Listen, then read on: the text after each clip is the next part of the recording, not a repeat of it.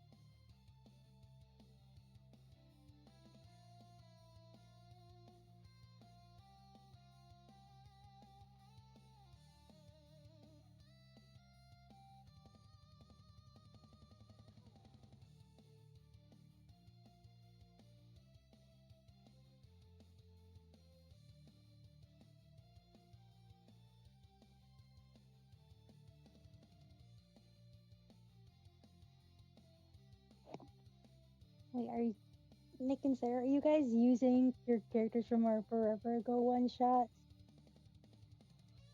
that we did? I'm pretty sure I recognize the names. Yeah, we're trying to, and we've determined that if for some reason if this one shot goes off the rails like the last time we tried to use these characters did, then we will just retire them permanently. Mine's a little bit of a version of it. It's not the exact same one, but essentially same backstory and vibe. Just I made her a cleric this time because it sounded like we didn't have too many spellcasters based off what I was hearing so far. It's like I'm gonna make her a spellcaster now. And Nick decided that we were going to be Leonin for some reason this time, so that's why they're that. My character looks more like a tiger, but do you know how hard it is to find one that's not overly sexualized and looks decent? This is so hard. So she's a tiger, essentially. I mean, I probably had some saved where they're not like insanely sexualized. I think. Oh yeah, I was just like, I just didn't want to spend too much time looking for one, so I was just like, this works, let's go.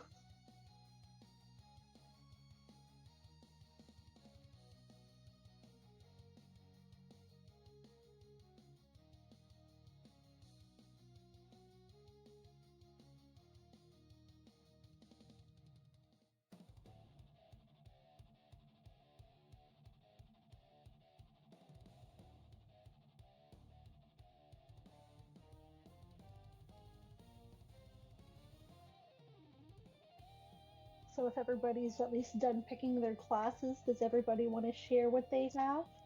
Or what they ended up with?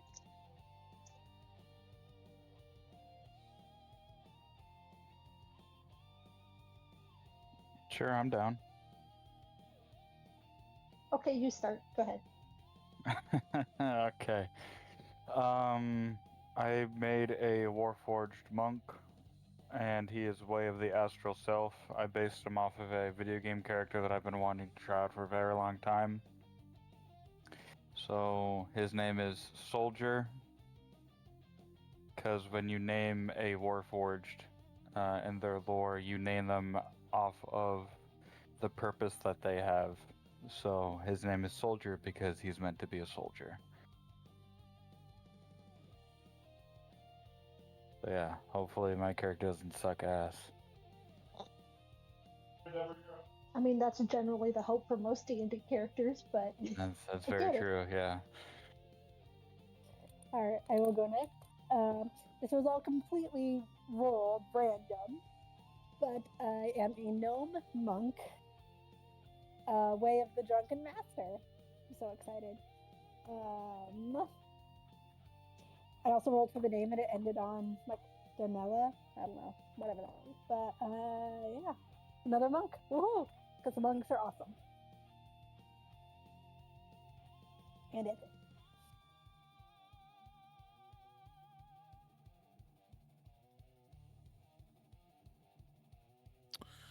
All right, I will go next. I am playing Jareth. He's a Leonin fighter. That's about it. Essentially like a retired cop who's just kind of doing side work now just to keep himself busy. And he's married to the love of his life, Clarine. And speaking of Clarine, I mean, he already kind of explained it. She's a cleric. Yay. Wow, the character descriptions right now are just so painting a picture Bob Ross style in my mind. Calm down, the video game character. Married couple, she's part of a traveling performance act, and she pulled them up on stage to, be audience participation, and yay, they got married. I don't know if they had kids, I don't care. Moving on.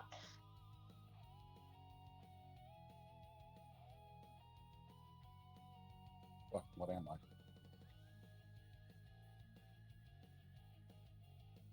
Oh, I'm a Twilight monk, or Twilight cleric named Queso. Level 5, I don't have too much story to tell. So that's 3 monks, 2 clerics, and a fighter. Such a good combination of styles or classes. That's great.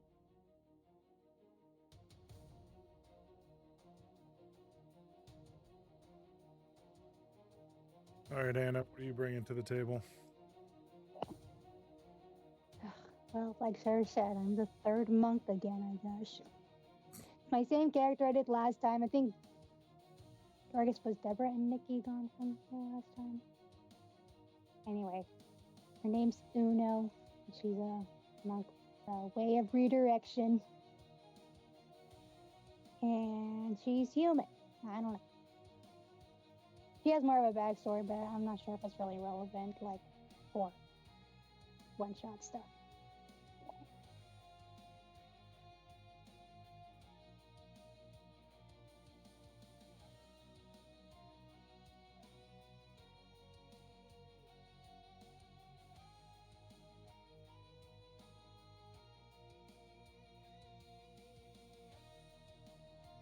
Is that everyone?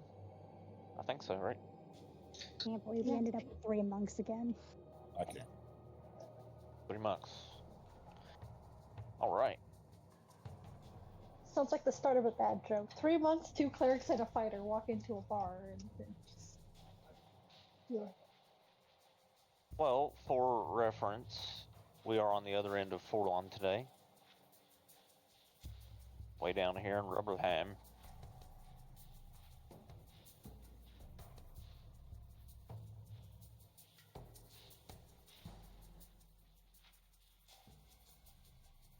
Right, and if that's everybody's character...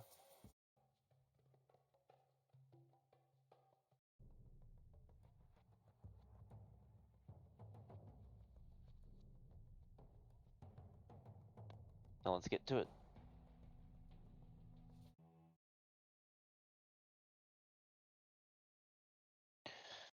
All right, so now that everybody's introduced themselves,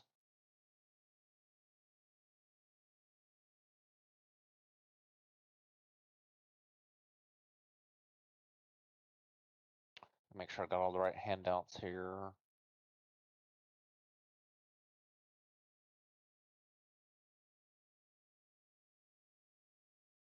All right, so the camera pans across a sprawling, jagged skyline of Rubblehelm, sorry. Smokestacks vomiting black clouds into a pale gray sky, and distant hammerfalls ring through the iron canyons of the city as gears grind and massive lift pulleys creak in rhythmic strain. But here in the heart of Forge Cliff District, that rhythm has been shattered. The air still stinks of scorched metal and sulfur. Twisted beams of reinforced steel stick out like broken bones from the blackened stone.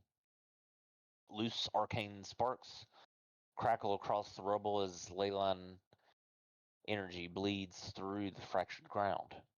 And his blast crater, wise as a warehouse, marks the epicenter of where the depth well shaft once stood open. Teams of exhausted workers and enforcers hustle around the site.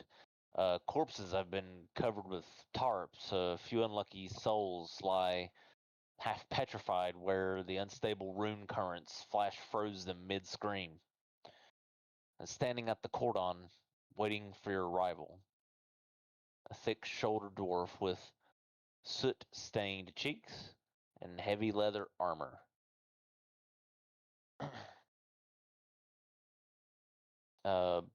Borin Steelbrow, overseer of the Black Slag Union. He waves you over with a tired grunt, eyeing a lot of you. It's a mixture of hope and desperation.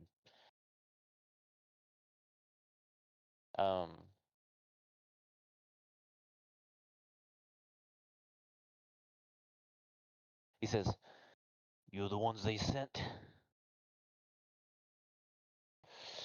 "Good. Rubberham's got enough corpses already. We need answers before the city tears itself apart."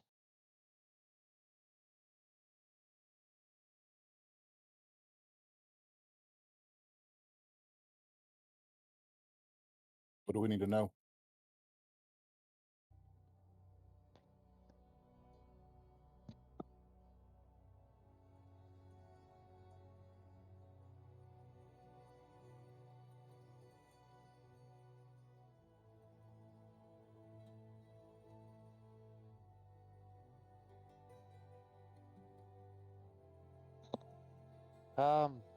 Well, follow me a bit this way.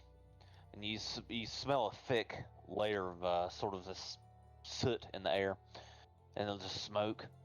You need to know the guild's up to their ears in blame. The Tinkers swear it weren't them. The Covenant's whispering about Leland tampering, and my union, we've got workers buried under 10 tons of slag, and I'm the only one they'll hang for it if this festers. And he gestures over to the crater where this faint arc of blue Leyline energy flickers.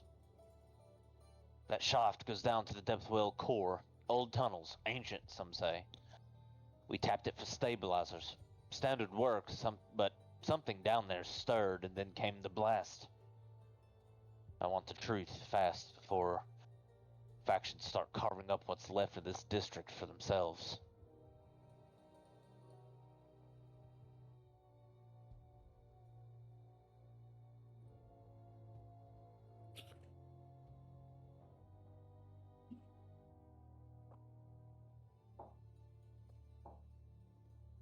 Sounds So- simple enough. So if you can see that handout there, that's kind of the aftermath.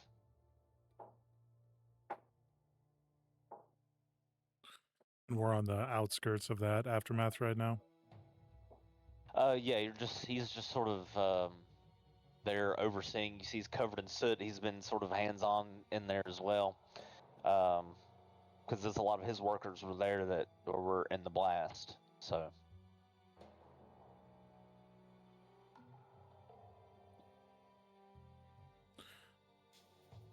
So all we know is that someone dug a little too deep and then an explosion happened. Is that correct?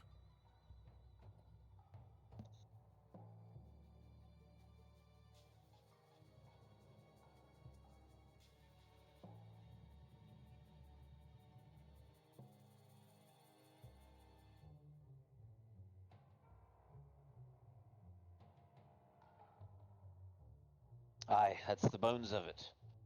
Someone had a reason to dig too deep. And someone made damn sure it'd blow like this. And then he nods toward this unstable leyline sparks arcing across sort of the shattered rune plates. That core's been stable for decades, and we didn't trigger this by accident. This was sabotage or worse. His eyes sort of scan the party, and he lowers his voice. There's 3 factions that all got something to lose. My union is being blamed for it. The goblins swear it's a setup. And the Vaneborn, they were always too close to the old magics. I need you to get to the depth well. Find proof and drag whoever lit the fuse into the light.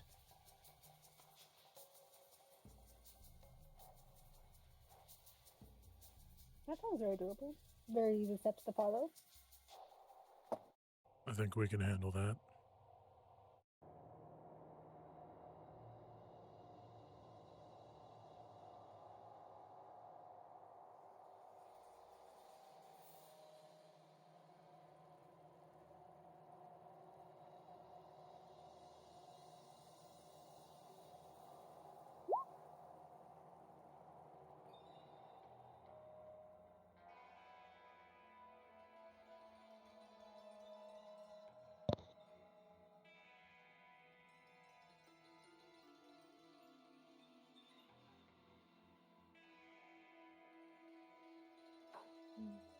Okay.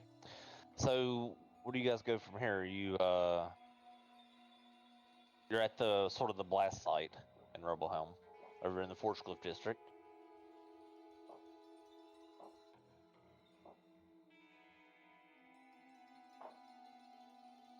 I was sorry. My hands were busy. Harry wanted to ask me if there was anything that we would need to bring with us, like for safety reasons. Nothing specifically, but like like gas mask if it's like bad down there kind of vibes. Is there anything we should bring with us or have before we start heading down and investigating?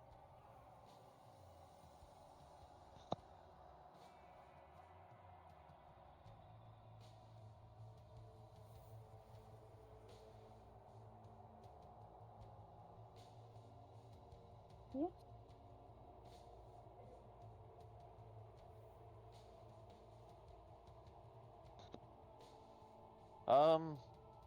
So Boren, he will shake his head. He pulls a small crystal meter from his belt, and you see the needle twitching radically.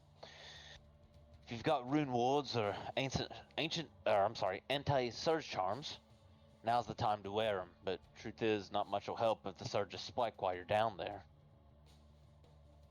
He gestures towards the nearby crate where some of that gear is sitting.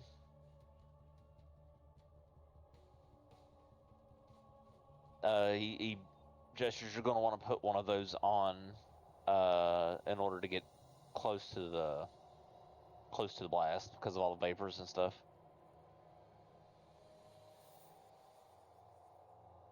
Irene would like to go get one and bring any or enough for anybody who would want one as well. Jareth will take one and doff it. Ditto. Assuming there's enough for everyone to have the stuff, the equipment on. So there's dampening patches, filter masks, and shock grounded boots.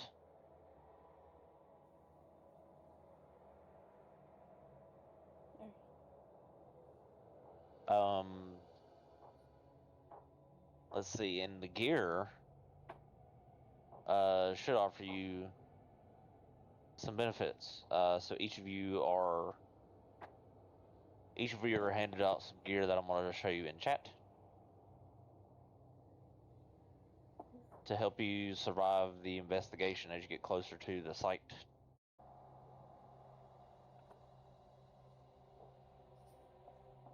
So you don't breathe any harmful fumes in or anything like that.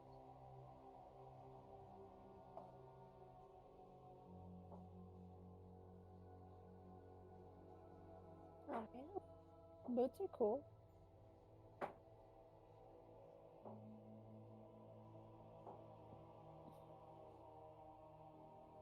So yeah, for clarification mechanics-wise, an arcane surge effect for the purposes of the dampening patch would include something such as a layer action that resulted as a leyline wild surge in energy.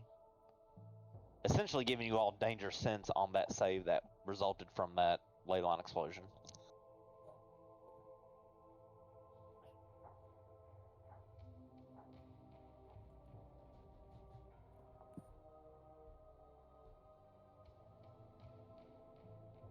Okay.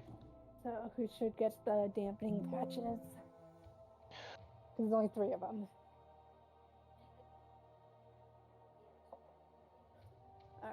Alright. Dampener patches, 3 of them, single thing.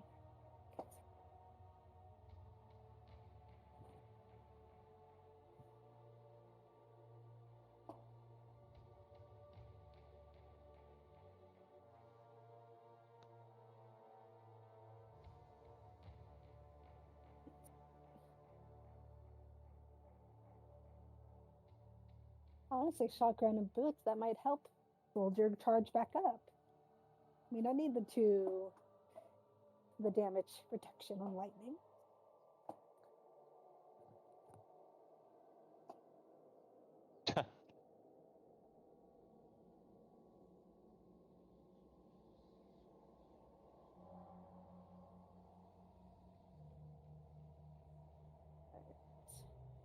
See if everyone gets a filter mask, everyone gets shotgun and boots. Then we can just use the dampener patches as needed. We don't really need to hand them out now, I guess. If we don't want to decide now. And do we have a bag somewhere we can put them in? I'm assuming so.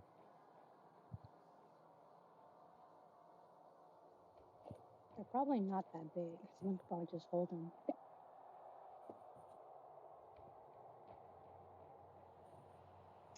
I mean, I just figured if you wanted to put it in a bag, it would go in like your traveler's bag, essentially, that we would have brought with us getting here.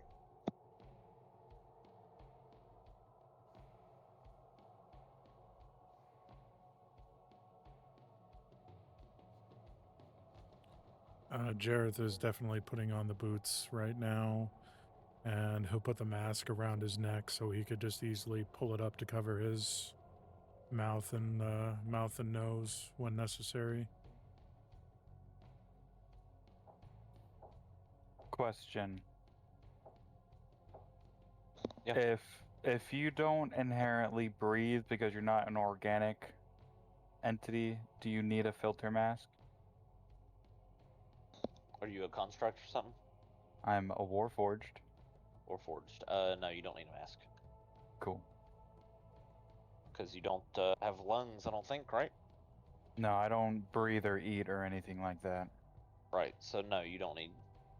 You would not need any of the masks. Cool. That also means you don't have a brain, right?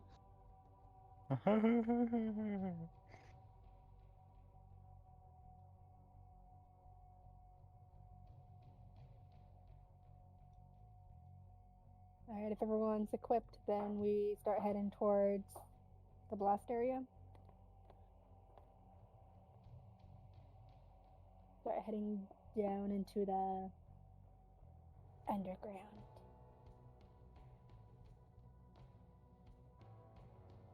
Think so, yeah. What's the worst that could happen?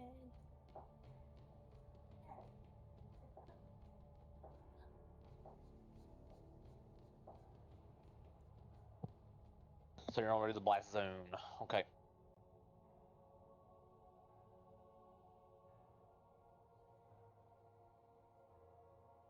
The pit of despair. Alright.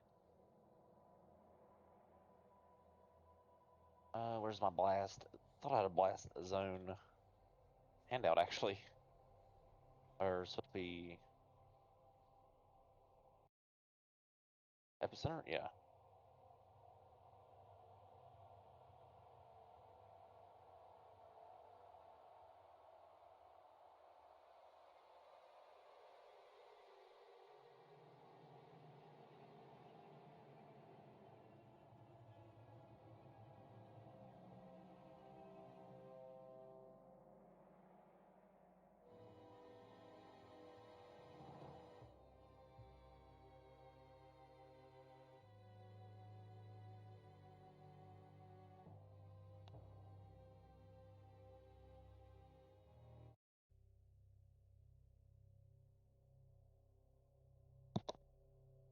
Well, if it would load up, as you guys make your way across, now that you're all safety geared up, you make your way across the Forest Cliff District, get closer to the epicenter, and you notice, on your way there are several representatives of both the Tinker's Guild, which is right, and the, let's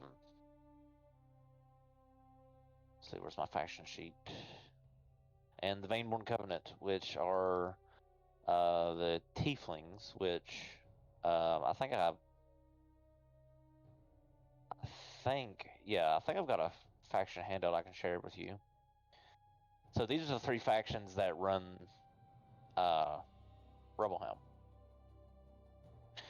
And you see a few of the Tiefling representatives from the Vaymorn Covenant sort of standing by and just ominously sort of just overwatching what's happening.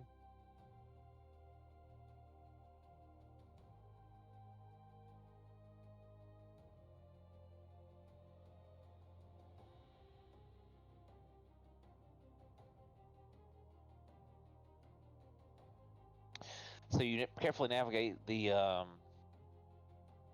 uneven ground there.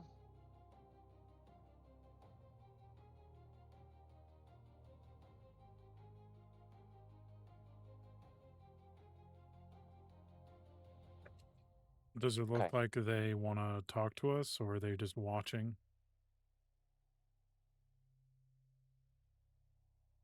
Well, the other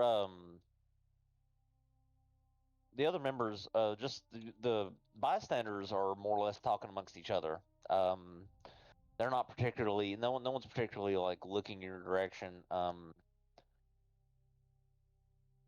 That sends off any sort of negative vibes.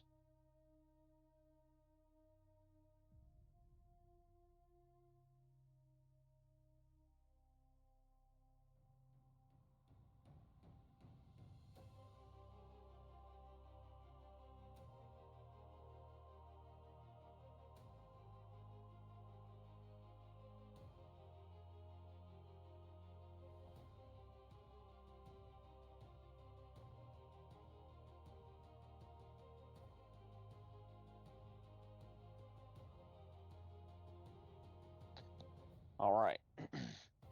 So, as you navigate the uneven ground, as the crater opens wide before you, the massive slabs of ruptured steel tilt at awkward angles that you can see when you look around. Some still glowing faintly from residual heat, and thin arcs of Leland energy snake and snap across the exposed rune channels beneath the rubble, like veins under the broken skin. The core shaft yawns open at the center. The platform lift that once lowered workers into the depth well is mangled wreck, half swallowed by collapsed supports. And the air hums with this unstable magical pressure like standing too close to a thunderstorm.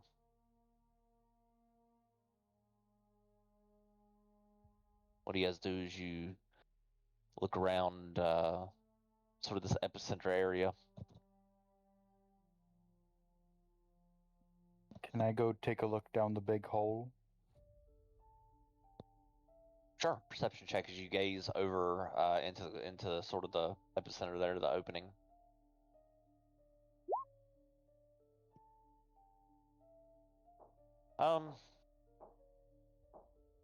As far as like the epicenter itself, you look down and it seems as if it was more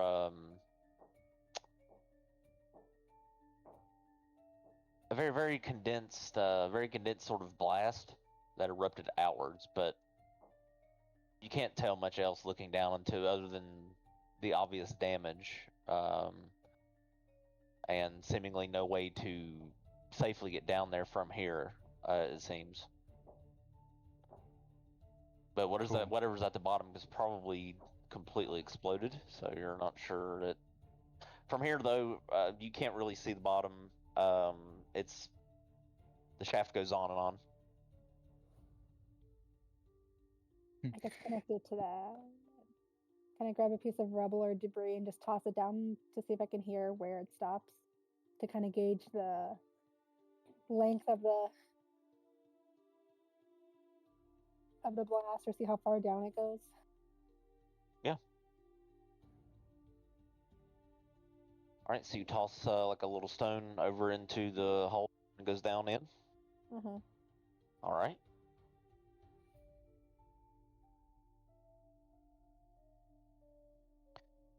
So the stone falls and falls and falls.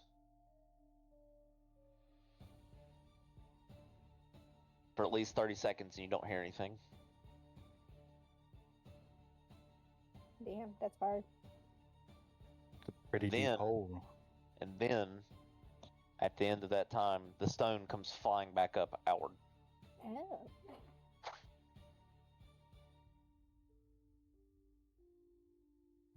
He'll look over and say, I don't think it liked the rock.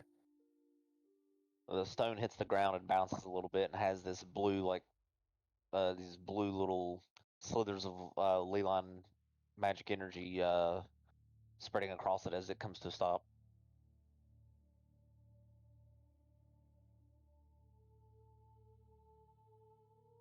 So either it rejected the rock or it wants to play catch. What do we think? Should I toss it back in?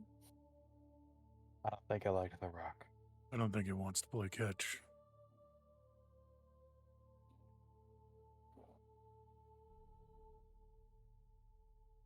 Is there a way I can perceive that this was magical explosion, mechanical explosion? Arcana check.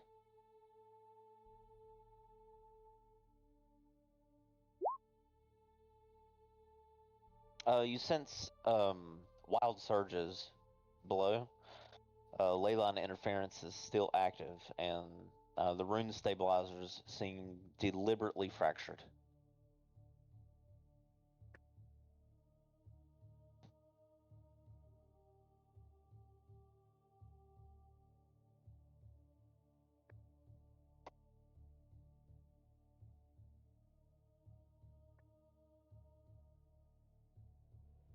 Well, I think the only way we're going to figure this out is to go down in the hole. And then Jareth will look at Clarine and say, if you wouldn't mind lighting the way, my dear.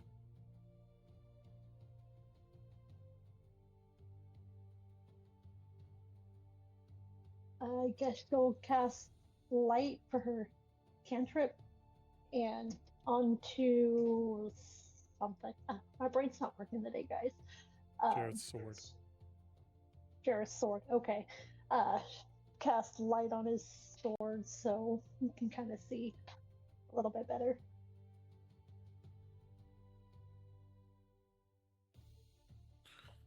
So Jareth is going to have his great sword kind of one hand on the grip, resting on his shoulder, and then he will, after she casts light, he'll nod at her, and then he will proceed into the hole. Did we want a Very cool. designated like marching order, or just kind of? You guys are just jumping in. You guys are literally just jumping into the hole. This is a vertical marching order? There's, as of right now, there's no easy way of getting down into the hole. We would have to make a way to get down into the hole, because the rock thing, yeah, we didn't hear that land on the bottom, but it shot back up.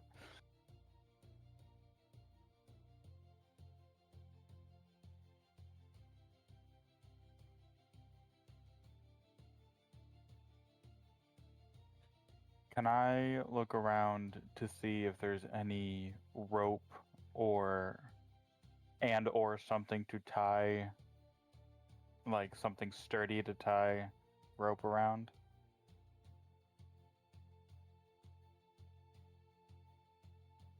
Shouldn't everyone just generally have rope in their equipment as part of like the starting equipment?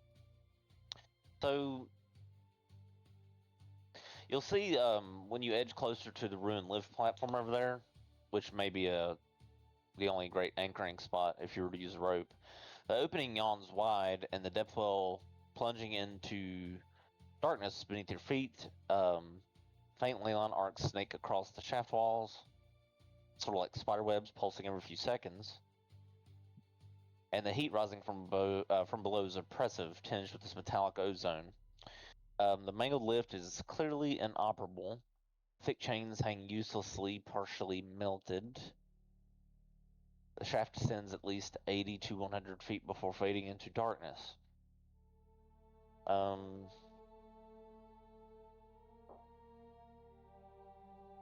So, if you're going down into the hole, you have options, right? Boren can supply you with climbing gear. Of course, if you have other ways to get down there, you can do that. Spells, flight, whatever. Nope, don't have that. It'll be an athletics or acrobatics check to descend with the rope, with the climbing gear on.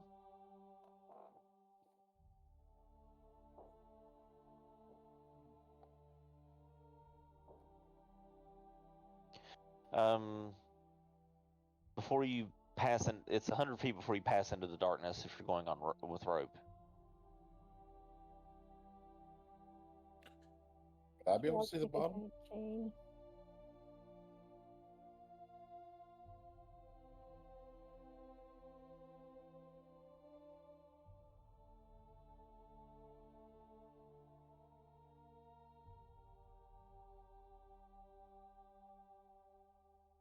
Can I see the bottom if I have this?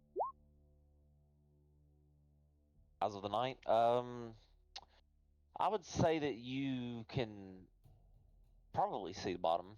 You would see like maybe a flat, sort of bed of, I guess you would think it would kind of look like sand from here.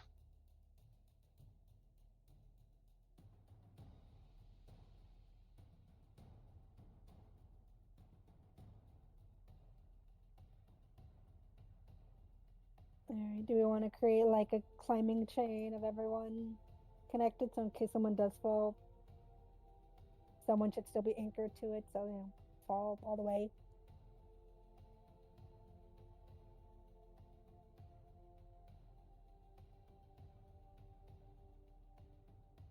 And then we can determine like an order that would be safe.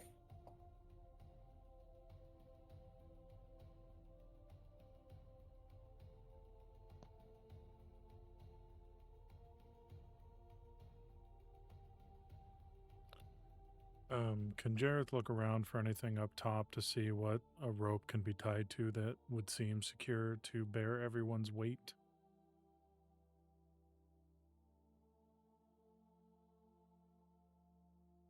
Soldier's mom.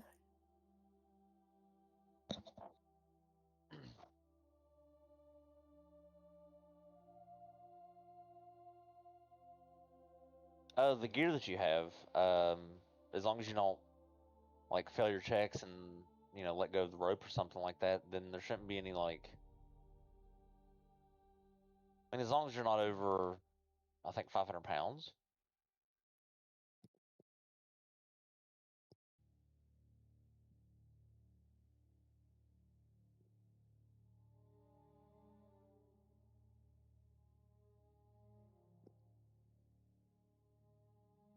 Okay. You'll be Mhm. hammering it. You'll be hammering in pitons too with the climbing gear as you descend. All right. Then Jareth will grab a set of climbing gear and look around to make sure everyone's ready. And when he gets a nod from everyone, he will start proceeding down.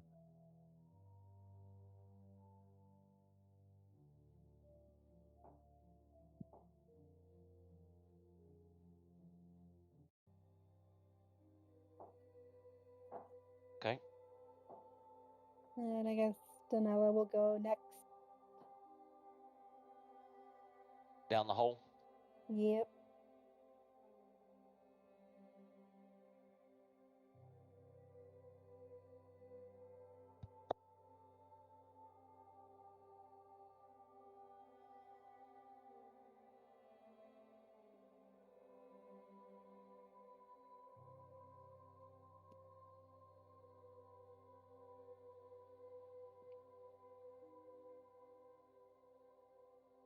I would say clearing would be in the back, if not the last one, just in case people start falling. She can kind of like anchor them because I'm assuming they're all going to be kind of connected or like tied off to each other. So if somebody doesn't make it, she can like stop them really quick with keeping it tight and secure. If that makes sense.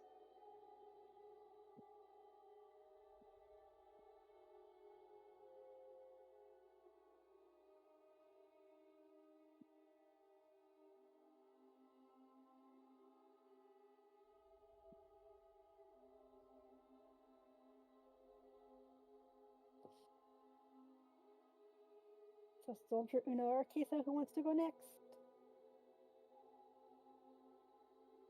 I'll go.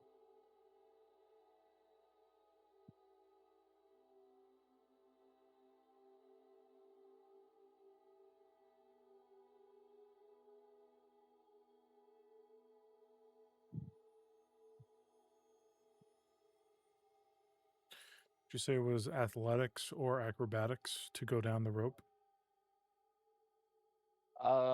It's either one.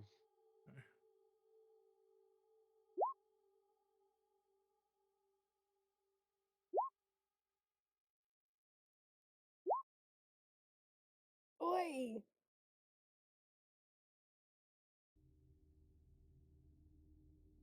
That's not a good roll.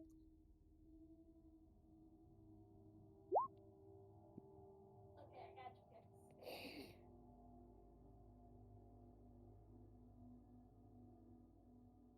Okay. Uno, are you just gonna stay at the top? Sorry, I'm gonna roll just a second.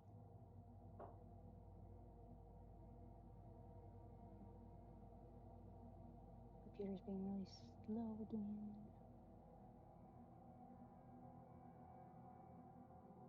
Let me read my sheet.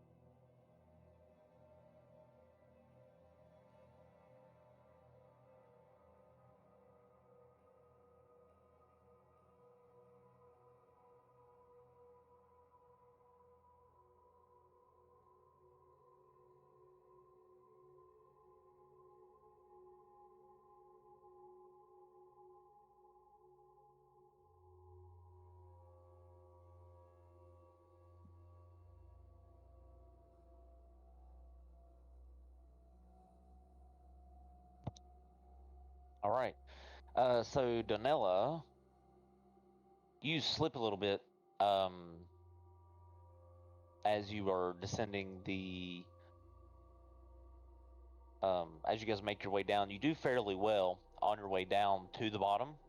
Donella, however, you end up slipping and falling for.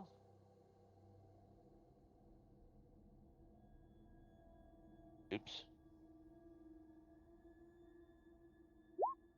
8 points of falling damage. As the rest of you manage to land at the bottom just fine from descending with the climbing gear on. Sure. I'm a monk So again. you can slow fall, yeah. Absolutely. So 5 is 25, so no damage. I just land gracefully.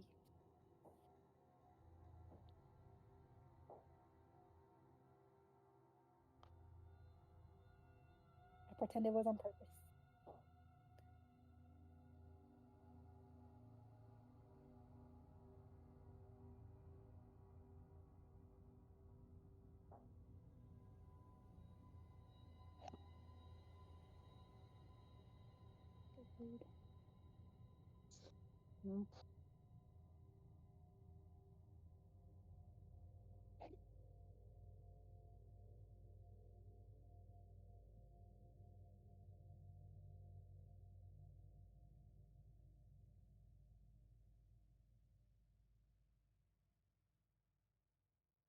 All right. Getting all your tokens onto the map. Give me a second.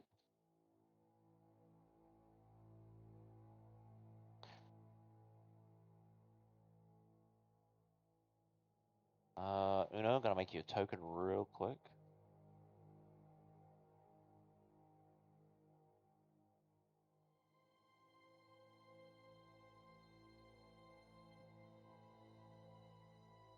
Wait, since you're playing Uno, probably have her token still somewhere here.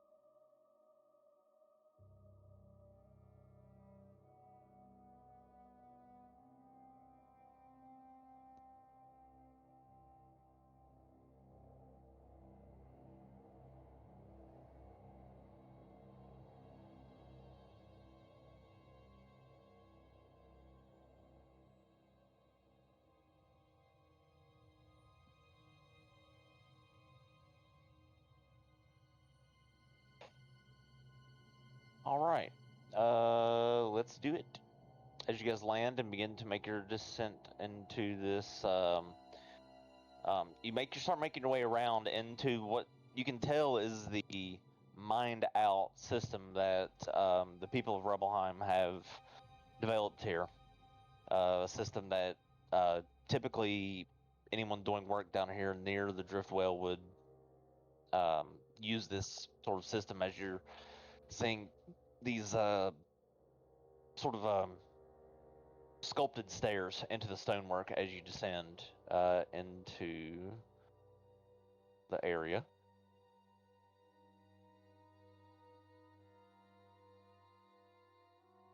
Okay, make sure everything's good. All right.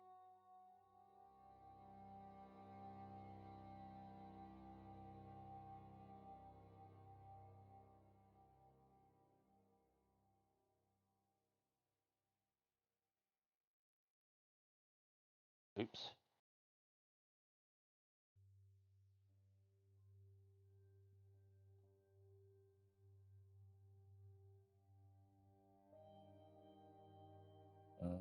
Before everybody moves on, I would like to gift them whatever the Eyes of Night shared dark vision.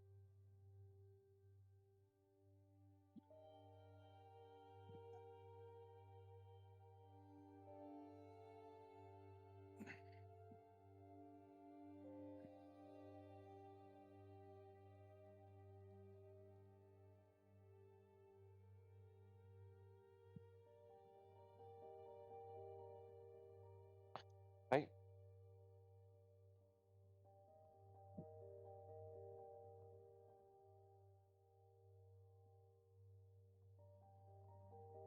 So yeah, it's the Eyes of the Light. How many people can you spread that gift to? Share the dark vision. Lasts for 1 hour. You can share up to the number of creatures equal to your wisdom modifier. Okay. 6. All right.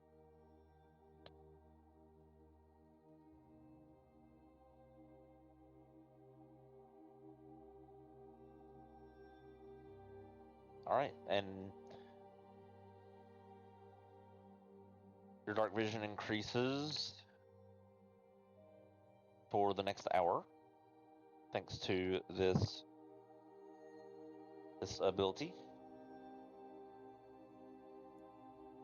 Everybody. So, your dark vision begins to stretch out and to a little bit more of a clear and nocturnal style of seeing that Queso's used to on a normal basis. And if you're all ready, then we can roll initiative if that's what you want to do, since you're down here in the cave system.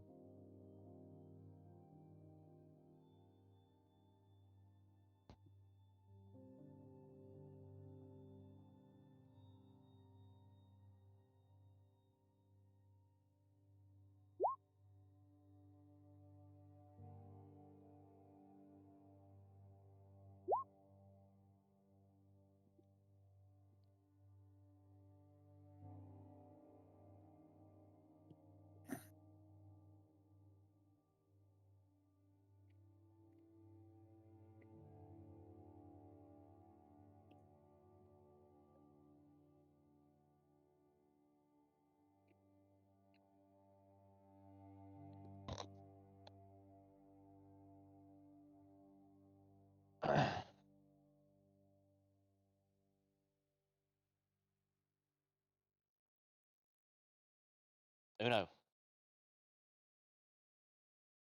My computer's not working, so I can't do anything right now. I try Oh. to pull up my page, it's like page unresponsive. So I'm trying to get it on my iPad or something, but it's also being a little difficult at the moment.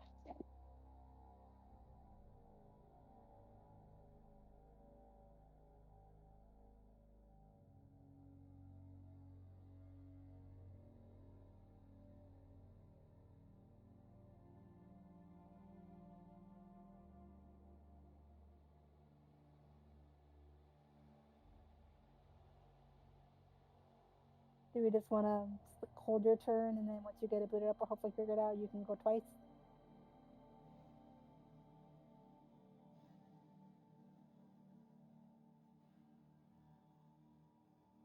I mean, I can yeah, roll. whatever. It's just being dumb.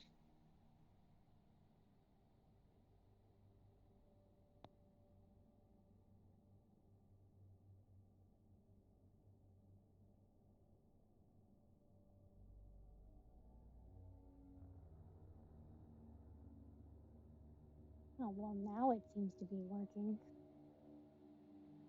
Okay.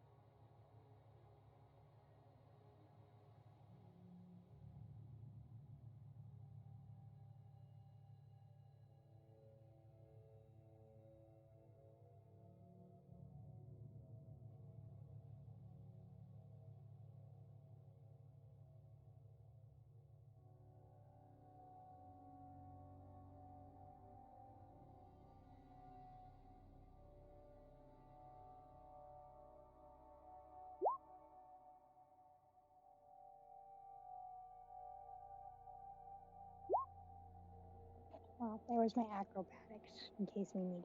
And there's an issue.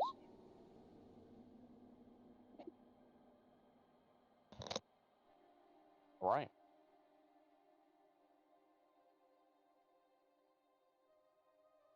You're first, it seems.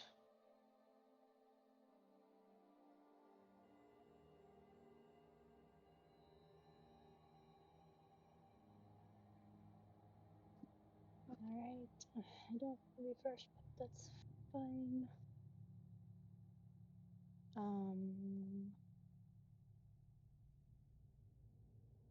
I can move 40 feet.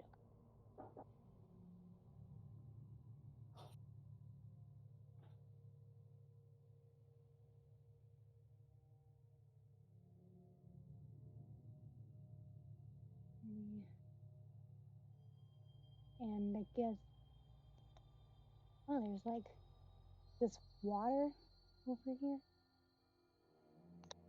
Yeah, it Water seems to be too. water.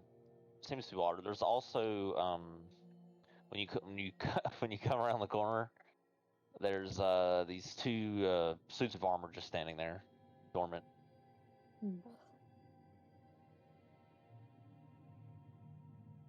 Cool. I guess I'll call back to the group. There seems to be a water pond thing that seems to kind of break off the road, and there's also a couple suits of armor over here, so that's what's going on down this passageway.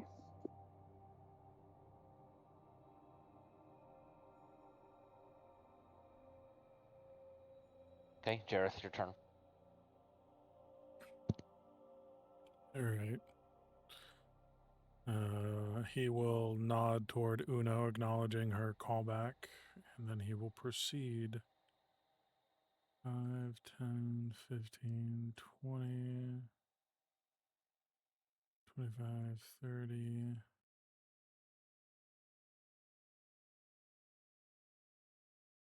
35.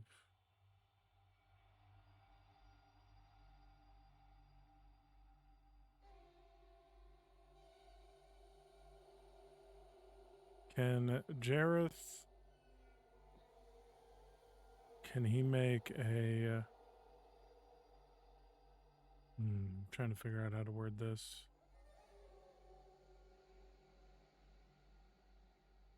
I guess how either complete or how like old or broken down do the statues look?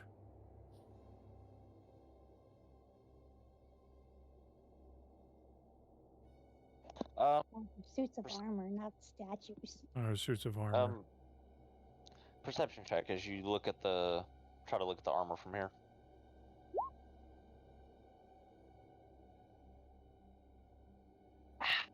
17. I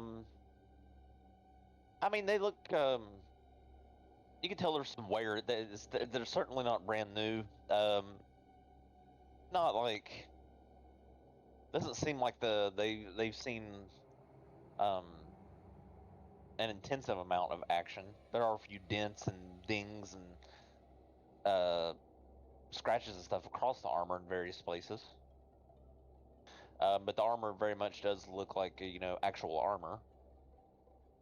So you can tell that much.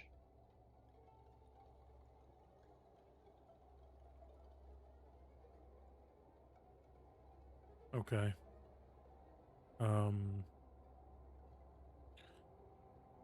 All right, that'll be Jareth's turn.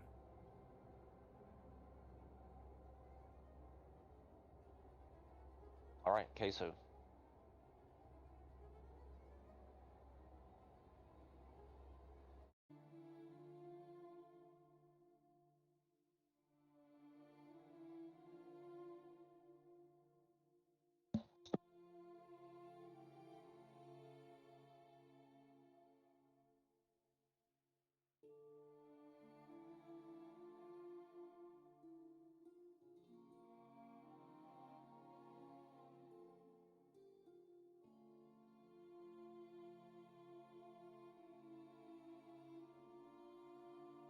I'm going to use my action to dash.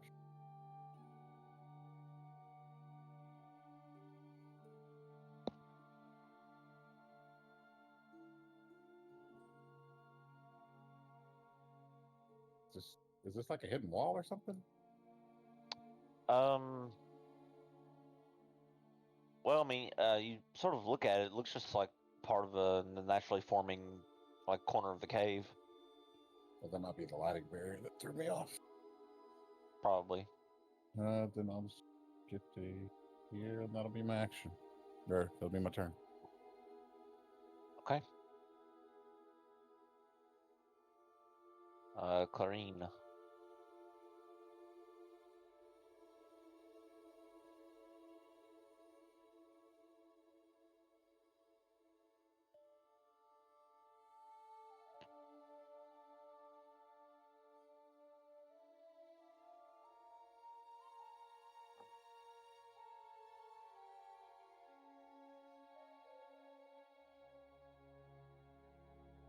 Forgot I was on mute and left my phone over. Okay, sorry. Use my action to dash to try to get closer to the suits of armor. 20. And I'll get to here, and would I be able to, or would it toss an action to, like, lift up the visor to see if there's anything inside, just to, like, check it out? Yeah, you could, yeah, I'd say you could go up to I mean, it's a rather tall suit, but you could reach up for sure, and open the visor, yeah. Yep, I'd like to do that just to see if there's anything inside. Okay. So as you open up the visor, you see, you hear it sort of slowly creak open, and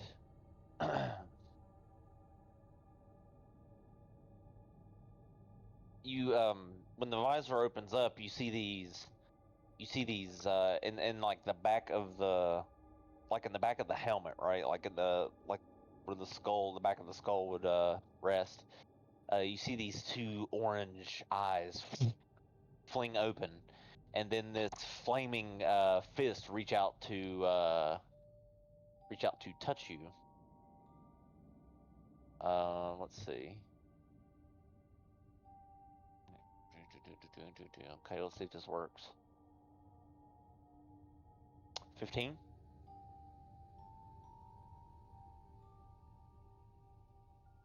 That It's a hits, roll. but that does not feel right.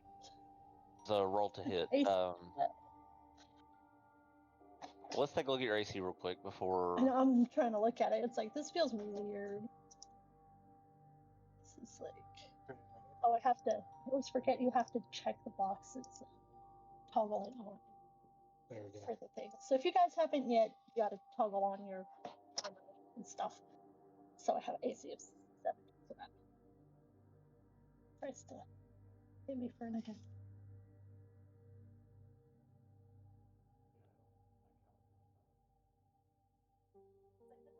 Yeah, let me make sure I'm okay. I was looking at the wrong fucking sheet. There you go. Now it's updated on your token. So 17. So that would miss, right? Yeah. Okay. Oh wait, I thought it was a 15. It swung at it. It was a 17. It's a 15. But your AC is a 17, right? Yeah, my AC is 17. It didn't show us the attack, and so we were looking at the perception check.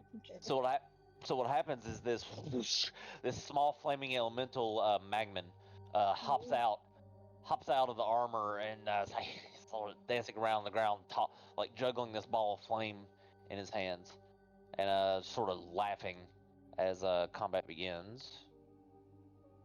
King Clarine's like, just for fun flavor, it's like, it's not nice. Don't touch it. It's not nice. Yeah, that's all. It is not nice. I mean, gut reaction, not paying attention. It's like, shit, it's not friendly. Okay. You see the two suits of armor begin to move, and the other visor itself has these flames coming out from behind it. So the suits of armor actually begin to awaken.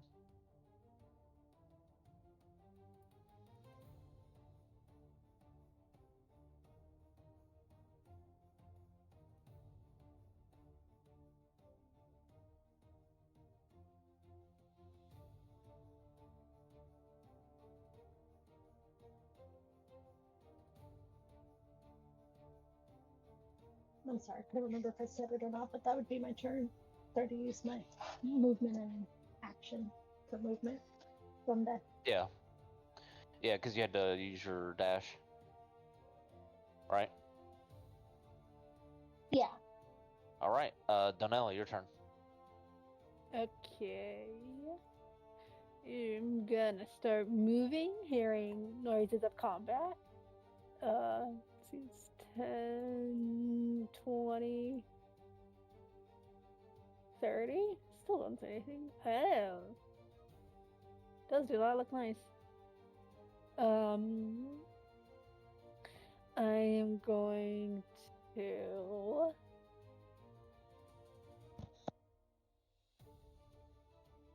do Step of the Wind, which actually does not cost me anything anymore. Just gonna do that as my bonus action. 20. And come over here on this side. And hit the suit of armor. Okay. Alright. It's a new sheet, so I'm gonna try. Did it redo unarmed strike? I changed that. I think it's martial arts attack now. Yeah. I think, right, guys? Yeah. Like the monk Because yeah, it says unarmed strike, but like it's saying that my ability for it is strength, but shouldn't it be dexterity?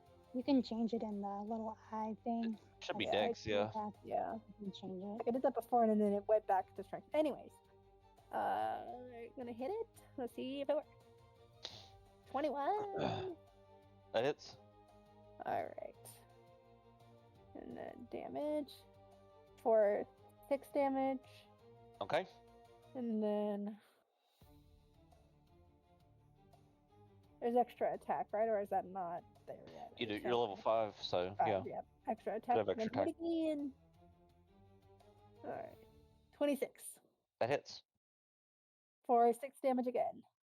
All right. So 2 unarmed strikes into the armor, Alright. adding a couple more dents to its already nice collection. And that'll be the end of my turn. All right, soldier, you're up. Okay. 10, 20, 25. That does not look good. I'm going to dash 30, 35, 40, 45. I get to there. And so my action was to dash. I'm going to use my bonus action to spend a key point to summon my Arms of the Astral Self. All right, so these astral arms begin to like sprout out, like a demon Astra. Posted what it looks like in the Discord, yeah. Yep. And then everyone within 10 feet takes damage to 2 rolls of my martial die. Okay.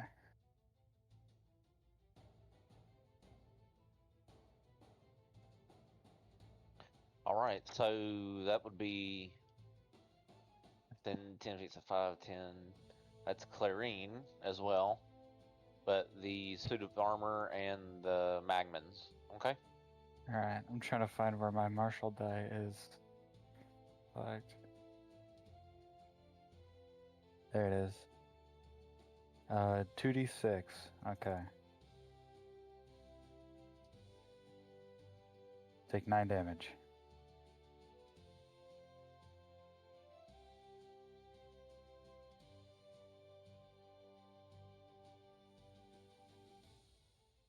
All right. They have to dex save. It looks like. So the armors will get a 3 and a 2. They both not very fast, as you can imagine. The Magmans faster. Managed to make it. All right. So the suits of armor will take 9. The Magmans take what, half? Or something? It doesn't. Hold on. It probably You misses. determine Yeah, I think they just don't take damage because it doesn't say specifically.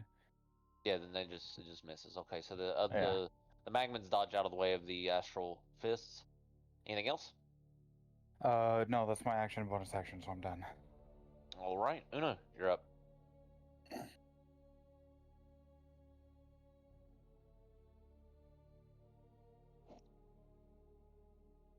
There's something I want to do, but it's probably dumb. But I'm probably going to do it anyway. Just double check what it says.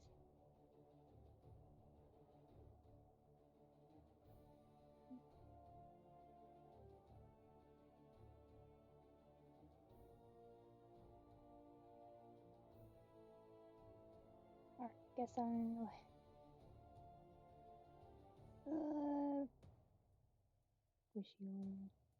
Maybe I could just be right here. Sure. Or maybe I'll just be fast. I don't know. Is it okay if I like take this spot here, even though it's like a little squishy? Yeah. Alright. I want to try to grapple the suit of armor. Okay. I believe it's the similar rules for that. Let me just double check.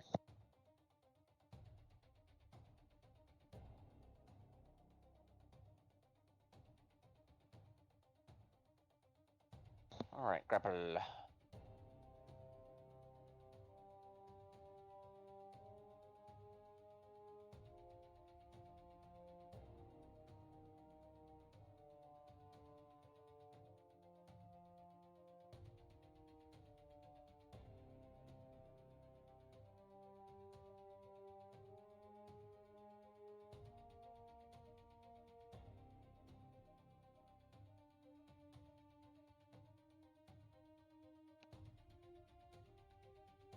First, let me check. Yeah, let me make sure his he doesn't have like a condition immunity.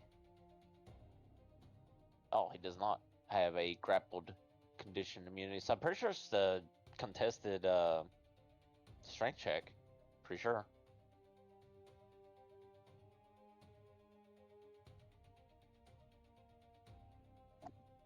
Rules. Grappling. Okay.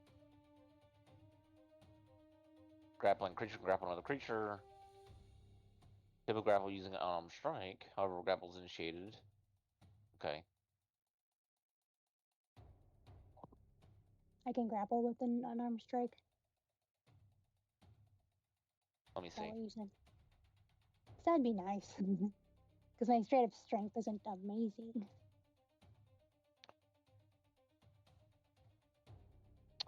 Oh, in the new book, when you go to grappling, it sends you to this weird page. Oh, here we go. It's all the way down here. Grapple.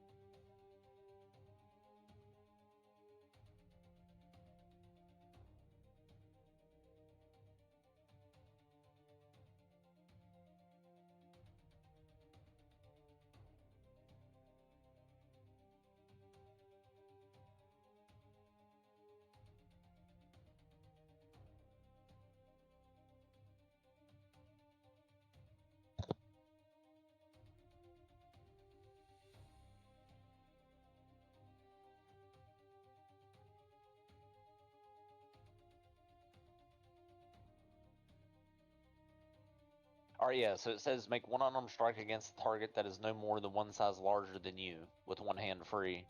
If the attack hits, then the one that you hit is subjected to the grappling or grappled condition.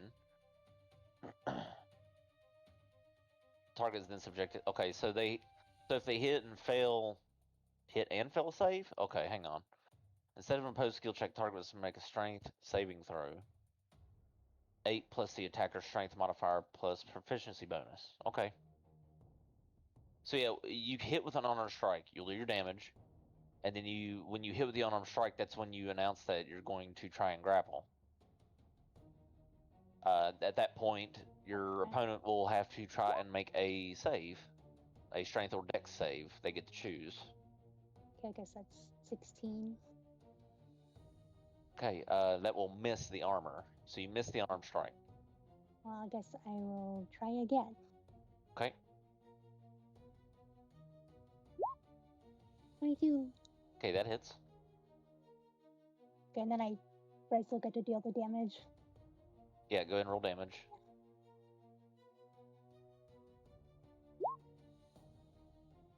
Is it always just 5? Let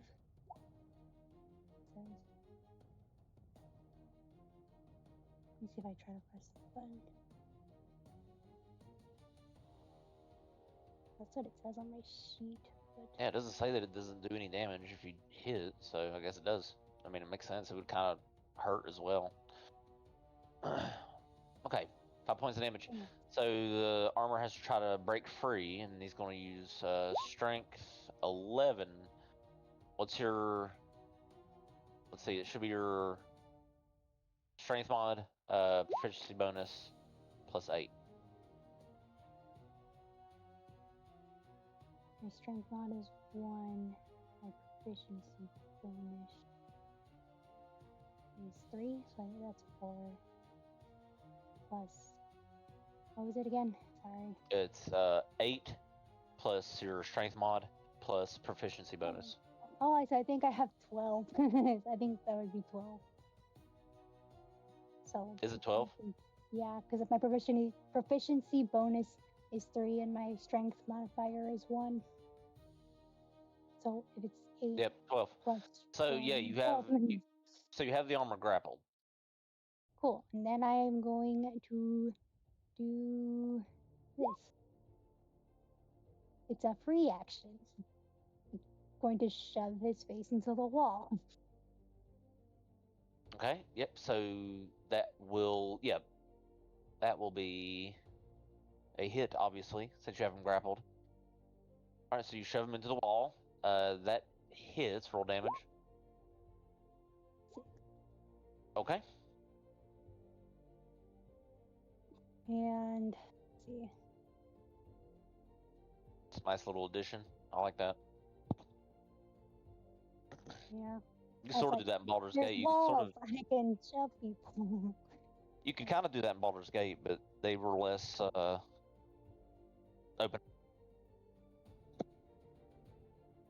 And I think that'll be my turn.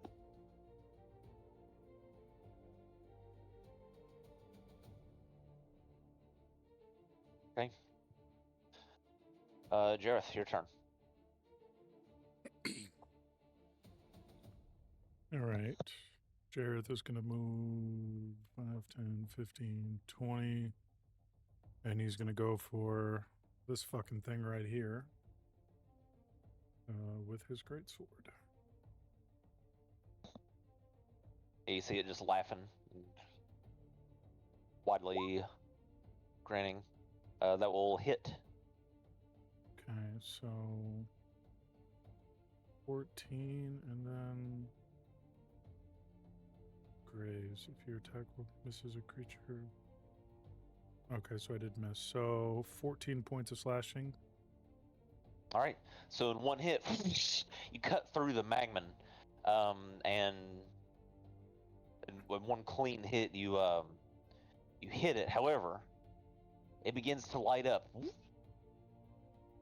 and boom! It explodes in magma as you kill it. Everyone within 10 feet of that creature must make a dexterity DC 11 saving throw. So he blows up. Oops, turn order went away for me. I don't know. There we go, now it's back.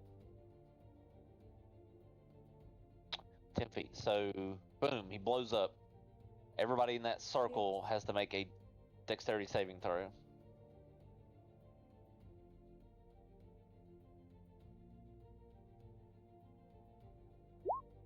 Oof.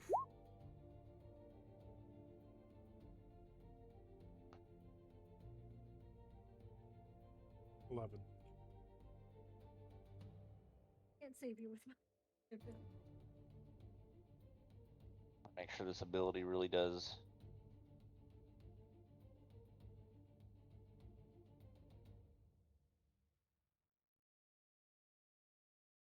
Work. There's no dice for the explosion, right? Okay, I guess not. So 2d6. Okay. 4 points of explosion damage. Well, fire damage. For those who failed the DC, so Jareth, and I think that's it. But you destroy that creature, Jareth. Okay, I think we take half if we succeed, though, right? Dexterity saving throw for each. Yes, when you succeed, That's you what take it half says, yeah. damage. Yep. So 2 points of damage.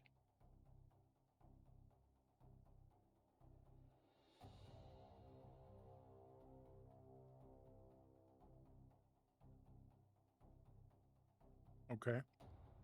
So Jareth is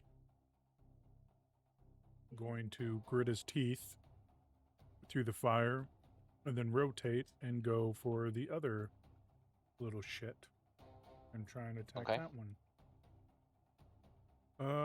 Combat, great sword. 25 That hits. or 16. That will also kill this Magman, and same as before. You hear this hissing and this sort of loud whistling noise and this glow from within. Boom, and it explodes. Same as before. Everybody but Donella and Queso make a Dexterity 11 save.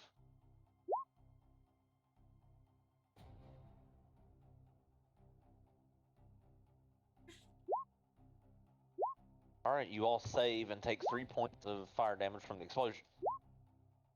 Alright, Jareth, anything else?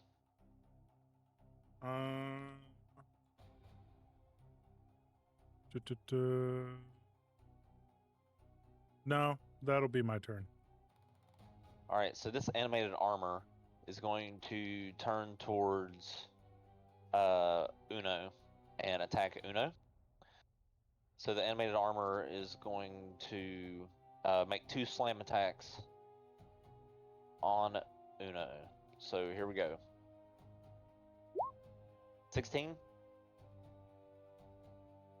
Yeah, that hits. Okay. Do they get any disadvantage for being grappled? Let me double check. I don't They might Let me see not. the but condition. I'm just hoping. grappled. I think it just makes his speed 0, but it might be a different rule. Let me check. Alright, grappled.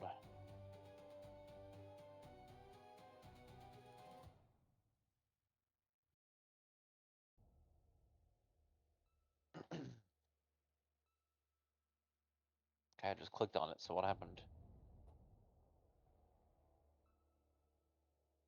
Grappled. Let's see. You have disadvantage attack rolls against any target other than the grappler. So anyone else besides you. Cool. And their speed is 0. Alright. So 16 will hit. Yeah. For 6 points of damage. And slay me with his other fist for 21. Yep, that hits too. Alright, 4 points of bludgeoning damage. Queso, your turn. What's going on over there? Oh.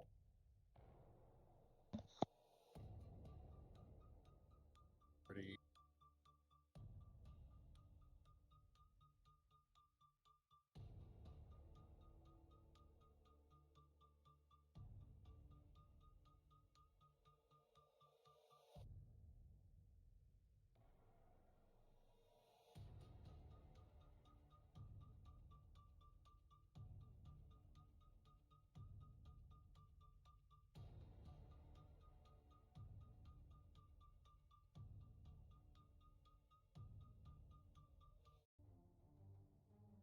Boy, class is not very offensive class. I'll do Toll of the Dead on this guy.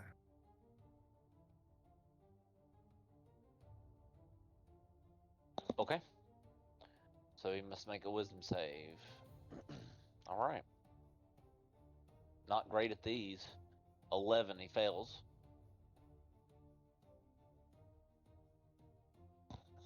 All right. So he's not at full health. No, he's not. Um, So Yeah, so he'll take extra damage. do the missing hit point one. I clicked the wrong one. Then my bad.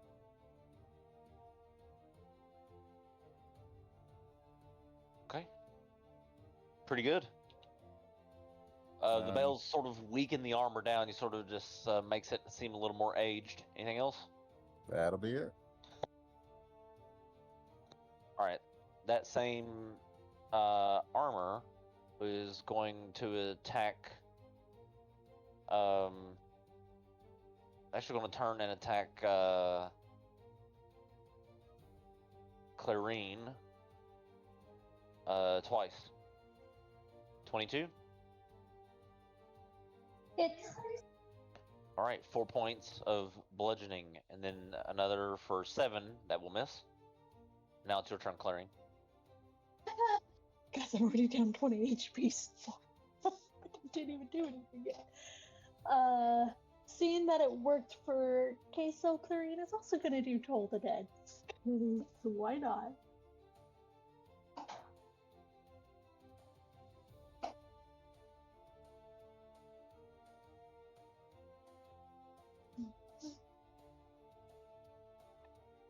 Come on.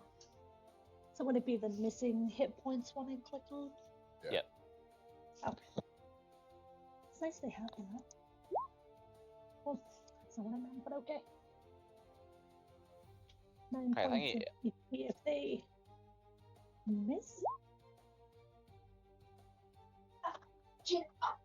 Definitely failed with a 1, so the Toll of the Dead will actually sort of make it look as if it ages the last bit of life out of the armor as it crumples over and falls to the ground.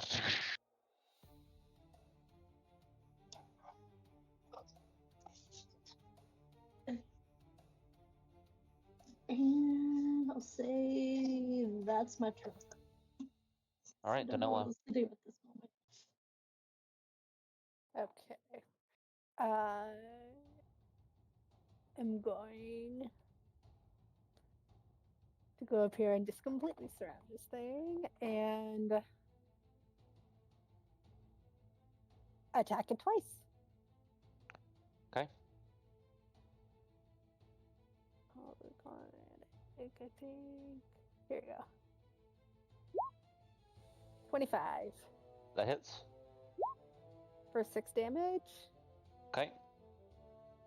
And then do it again. 25 again Hit. for 6 again. All right, nice.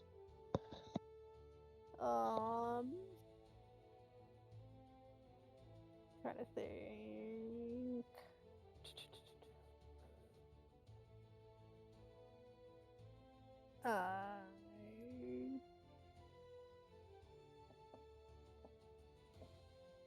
Oh wait, where is it? I can do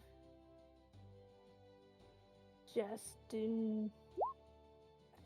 gonna do one more, so it doesn't cost a focus point. Yeah. Do one more. 23 That hits.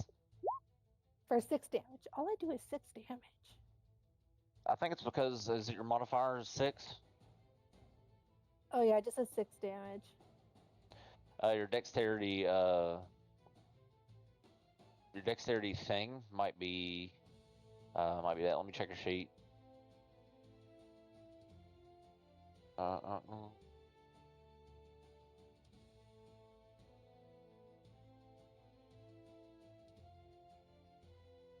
Oh yeah, your arm strikes. I think in this they just that's the level of damage that they do.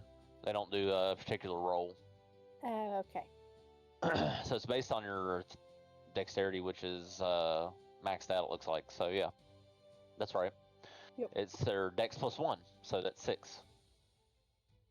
All right, cool. Then that's the end of my turn.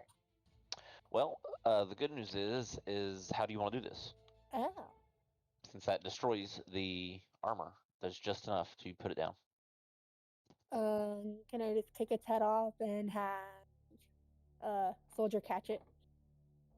Yep, so you do this like roundhouse kick and you knock the helmet completely off. It goes rolling backwards and soldier sort of abruptly catches it in his arms, and that will be the end of that combat. I toss the helmet behind me into the water. Sure. Splashes the into the water? lake. You don't know what's in the water? Or not a lake, but it just splashes in that little pond. Why would you disturb the Cool. water? Why would you kick the helmet at me? So that it wouldn't land in the water. No, well, I'm wet in the water anyways.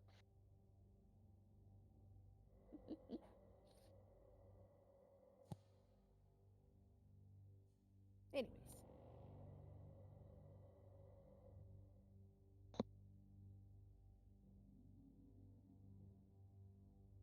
Alright. Shall we continue through? Do we want to just go through the water?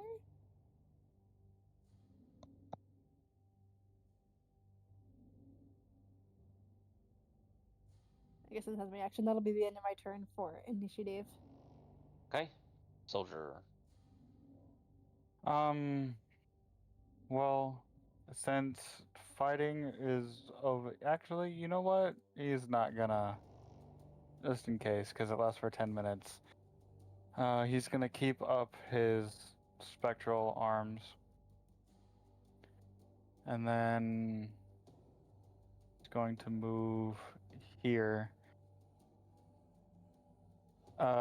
He's going to attempt to jump across to there. All right, athletic check.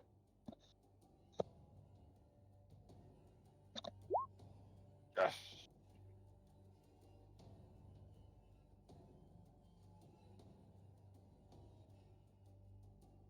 Okay.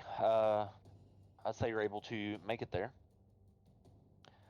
And when you do, you notice some bubbling in the water as two steam mephits rise up from the water. Okay. So that was 5, 10, 15, 20, 25. I can get to there, so I'm on solid ground. And I guess that'll be his turn because he can't do anything else. Okay. Una.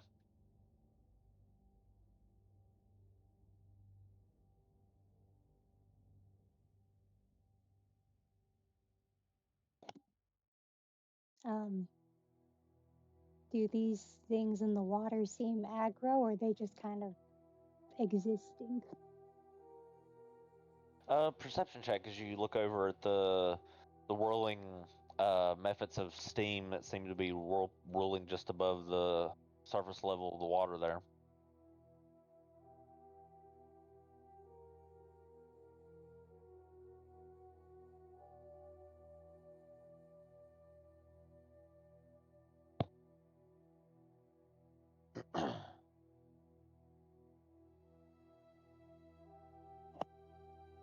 Sorry, I had to re-upload my sheet because cat won't stop walking on my keyboard.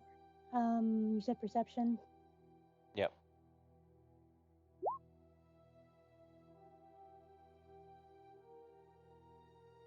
They don't look friendly at all, no.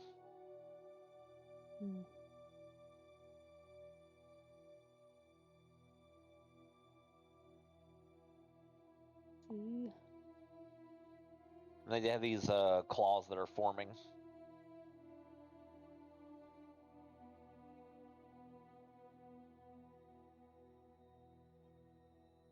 Don't think I have any. Oh, I have a spear, but I don't want to throw it.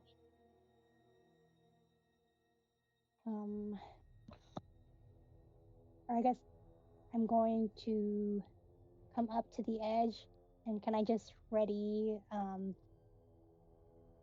a 2-arm spear jab? as like a ready action. If they get closer, if one of them gets close to like the edge here. Sure, that's fine. Okay, Jareth.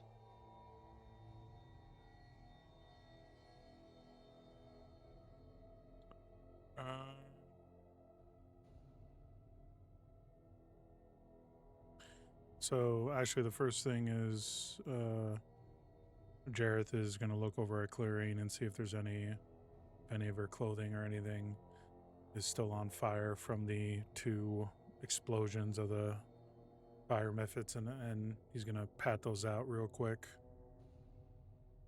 And then he will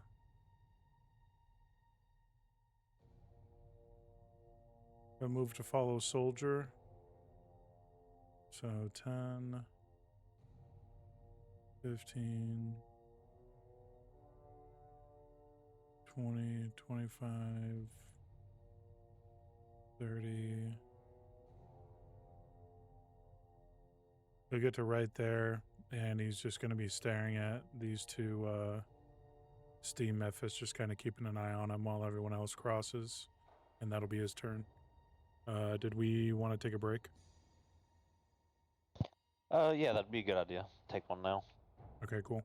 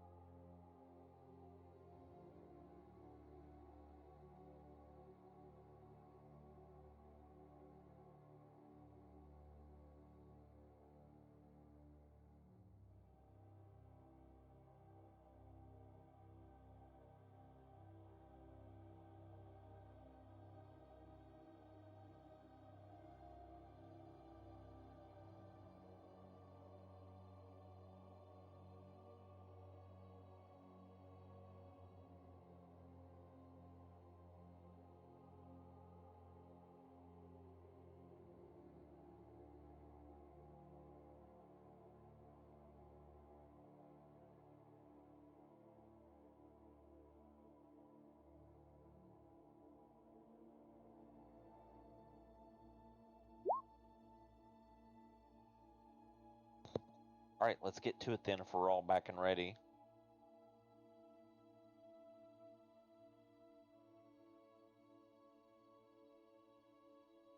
I think that was the end of Jared's turn, so Queso, your turn.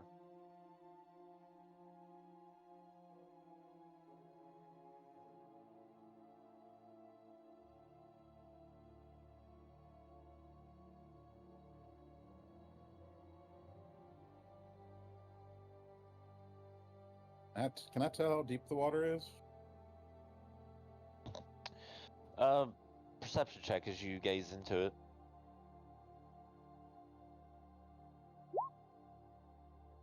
It's wet.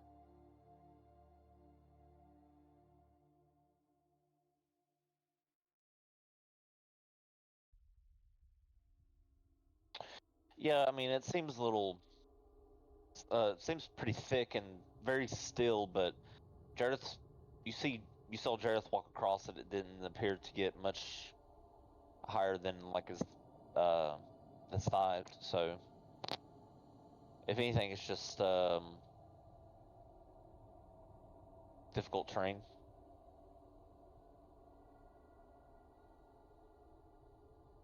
That'll be my turn then.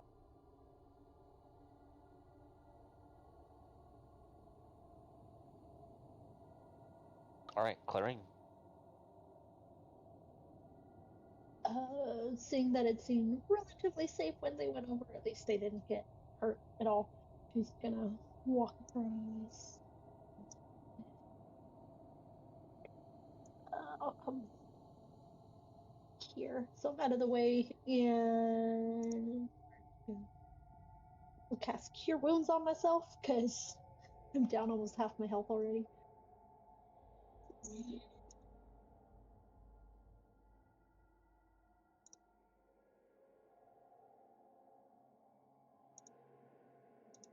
This looks different casting spells. Oh. It looks right, it's 15 that I get back. And that'll be it. Okay, soldier. Oh.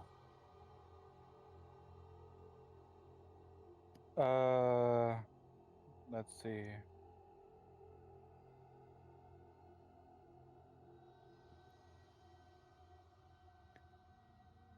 I'm just going to. I guess I'm gonna sit here and ready in action to swing one of my sets of arms at them if one of them gets within melee range of either me or Jareth.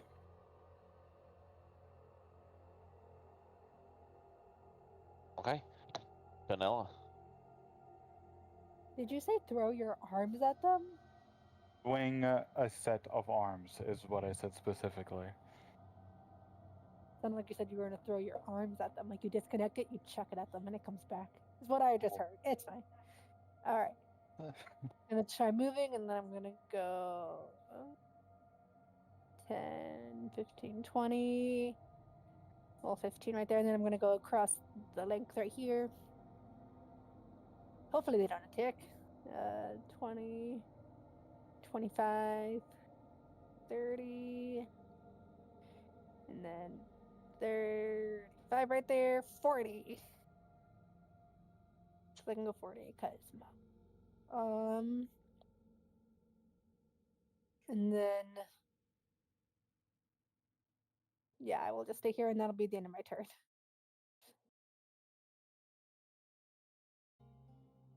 Okay.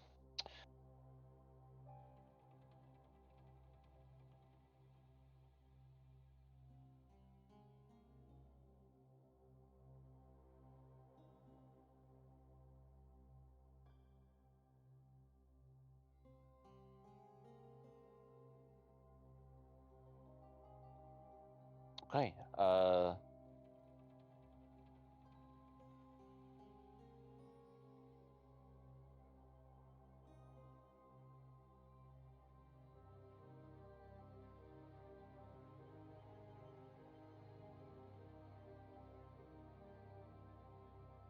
right, this method is going to move up to Jareth and try to claw him.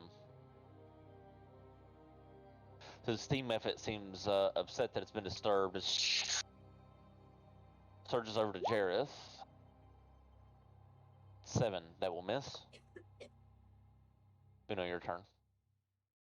Does my ready to action activate since they came in within melee range? Sure. Okay. They tend to hit. Jesus. That will just hit, actually. Really? Okay. Alright. So let me read specifically how the arms work. You can use your wisdom modifier in place of your strength modifier. You can use the spectral arms.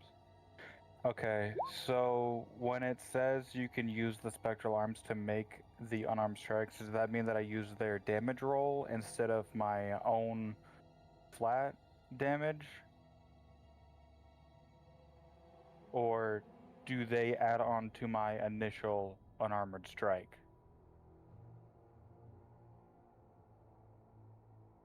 I'm guessing it's the first one.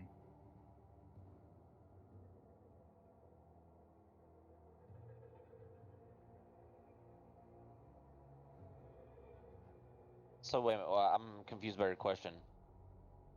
So it says that you can use the spectral arms to make unarmed strikes. So Yep. when I make the strike, I'm guessing that means that I use the damage roll from the arms and not my own strike, correct? Because the way that this path is set is that I have my own damage for my own arm, and then the arms of the astral self do their own separate damage. So I would use that damage instead of Yeah. my unarmored strike damage. Yeah, you would use an attack roll set up with your wisdom modifier as the damage modifier Okay. and to hit modifier. Alright, so then... Yeef. Okay. 2 ones? Jesus. Alright, that's it.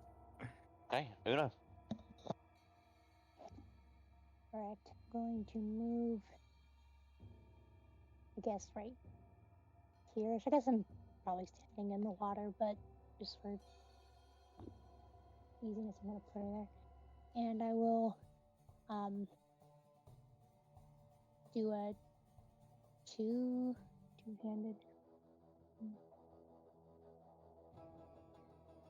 Do a two-handed, I guess, spear attack on the whatchamacallit? Steam thing. method. Miss. Jeez. And I guess we'll try again. Wow. Miss. Balls. Wait, what's the plus? My modifier right? Wait a minute, for that? you're doing damage rolls. You're not doing. Oh, my bad. I was like, Yeah. that doesn't make sense. The modifiers I was gonna are. say 8, 9. I'm like, yeah. Wait a minute. It said damage. I'm like, oh, she's rolling damage No, rolls. I pushed the wrong button, I guess. It's okay. I'm not used to this sheet. My bad. I was gonna say that. No, it's all right. None of us are used to it yet. Two. Here we go. There you go. That hits. Now we'll do damage. Yep. Well, nice.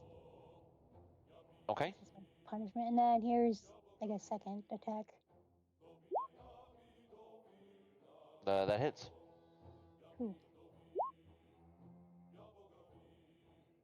All right, so you take 2 good stabs with the spear, and the steam method sort of breaks apart in a few areas. It gets very angry at you, scowls.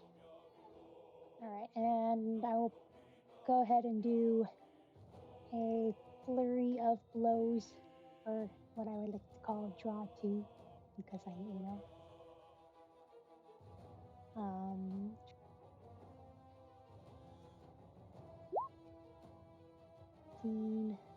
That hits. And 27. Okay, nice. well, if it's crit, does that mean it does twice? Because it says it only does 5, so does it do Well, the first one you'll hit damage. The second one you'll just hit crit damage. It should do them both. Well, I mean, like, it's Deborah was talking about this before, how, like, unarmed strikes just seem to have a base damage, it's not like a roll. I guess I could roll damage to try, but because, oh, I have to do something.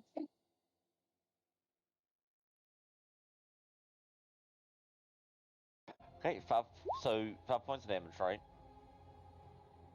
But yeah, that's just what the base of it is, but, like, I don't know how that looks for crit damage. So what? Let me see. All right, so 5, so 6, 7. Okay. For, like, unarmed strikes, it doesn't make you roll. I don't. Yeah, I don't believe so. No, because let's see. Arm strike criticals.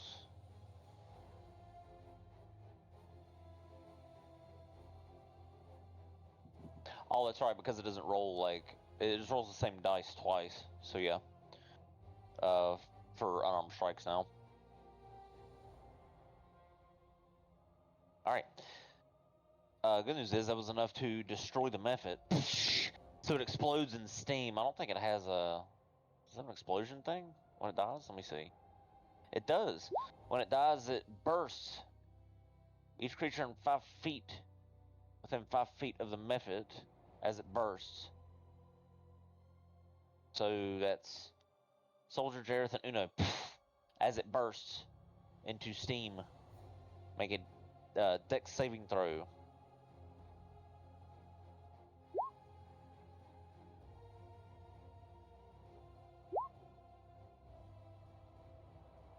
All right.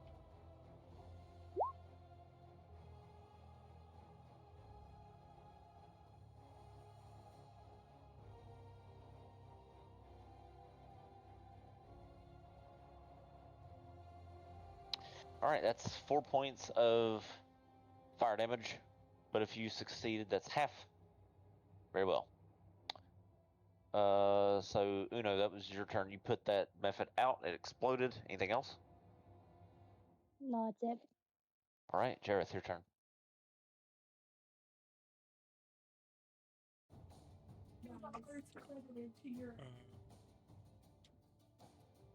Why isn't the other one? Oh yeah, that's why.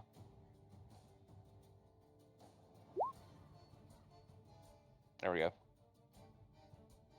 Jareth is going to take out a javelin and throw it at the mephit. Okay. 12. Take this, you little bitch. Pretty That much. 11 points of damage. Nice. Holy shit. So quite a stinking hit on the method. And then he's going to take out another one and throw another one. 25 That hits. for 6 points of damage. How do you want to do this? So the first one kind of hit it in the stomach, and I want the second one to just hit it right between where its eyes would be. All right. So first one sank in, and then you quickly launch the other one, and right between the eyes, it sinks in right between the eyes and folds the creature in as it explodes into steam. Was far enough out there to where it can't hurt anybody. But the javelins go into the water. However, that's the end of combat. And then Jareth is going to move. He'll just kind of look at where the method dissipated and just kind of nod his head. And then he will move 5, 10, 15, 20, 25, 30, 35 to right there. That'll be his turn. Okay, Queso.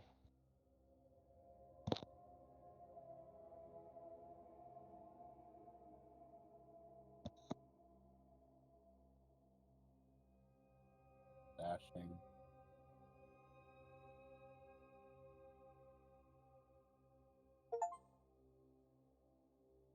That'll be my turn. All right, Clarine. Move closer with everybody as I can.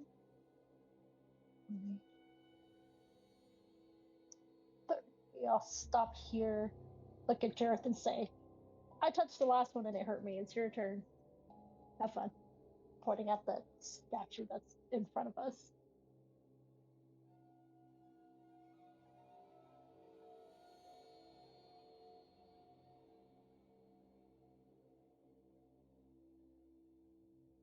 Okay. Soldier.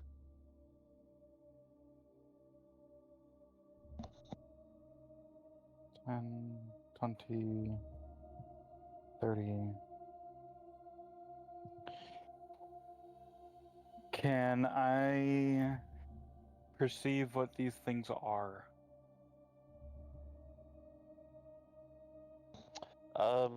Yeah, I would say with your passive, you see the statues that are standing there pretty clearly. Let me see.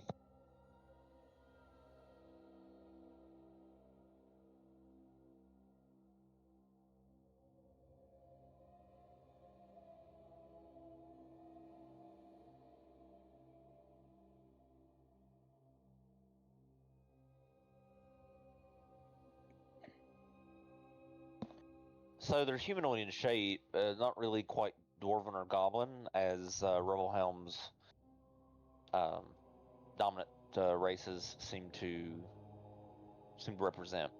The features are smooth, almost faceless, with long sweeping arms that curl toward the ground as if cradling something unseen.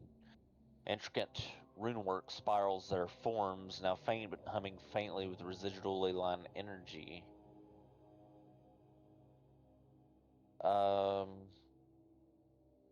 Yeah, that's what you see just on the face of it.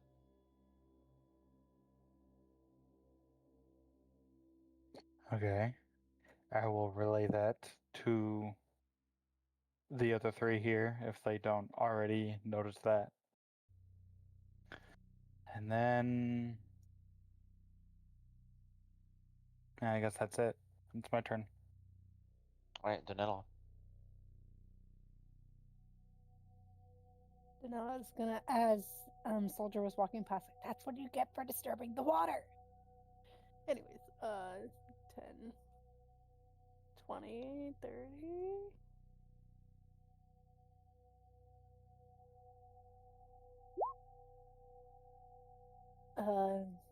14, you said they were faceless?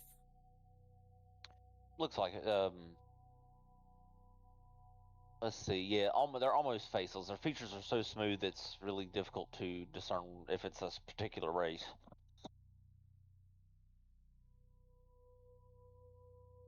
I'm gonna pull out my painter supplies and paint faces on them. Smiley faces on them. Performance check. Oh no. Performance.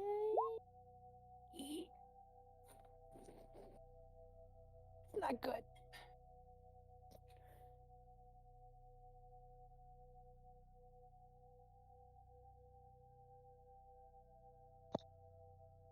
Alright, so you go to paint little faces on the statues. So with careful, if slightly even, or I'm sorry, uneven strokes, a pair of crude faces emerge on the statues. Wide, cartoonish grins with oversized eyes, and the ancient runes flicker faintly beneath the fresh paint as if mildly offended, but ultimately indifferent. The leyline hum shifts almost imperceptibly, but no surge follows. And the statues stand unmoving, now wearing their goofy new expressions like silent, stone-faced witnesses to the unfolding chaos. You've now added cursed ancient graffiti to Depthwell's historical record. Well done. That's what I'm here for.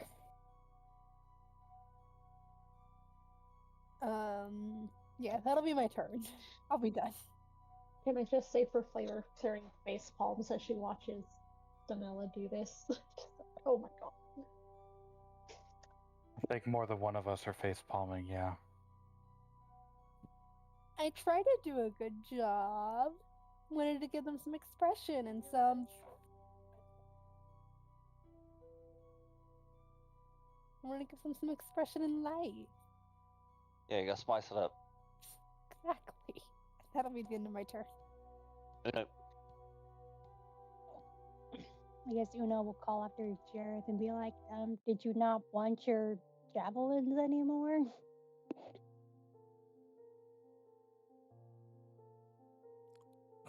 Jareth will look back and say, to be honest, I didn't really feel like going to get them. If you want to get them, I would greatly appreciate it, but it's not high on my priority list.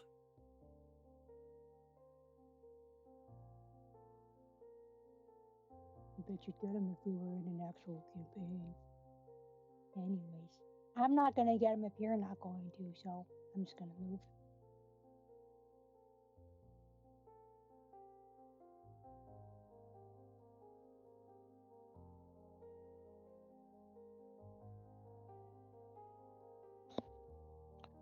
I'd say in that circumstance, that would be a reload half after every battle situation. Because they only went into the water, and they didn't sink very far, because the water doesn't go very far. So the ammunition wasn't destroyed. So Copy say you that. get one. So say you get one back. Nice. Is that it, Uno? I'll just use my action to move a little bit more real quick.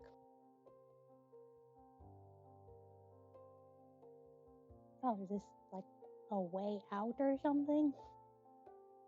I mean, you sort of look over in this area here.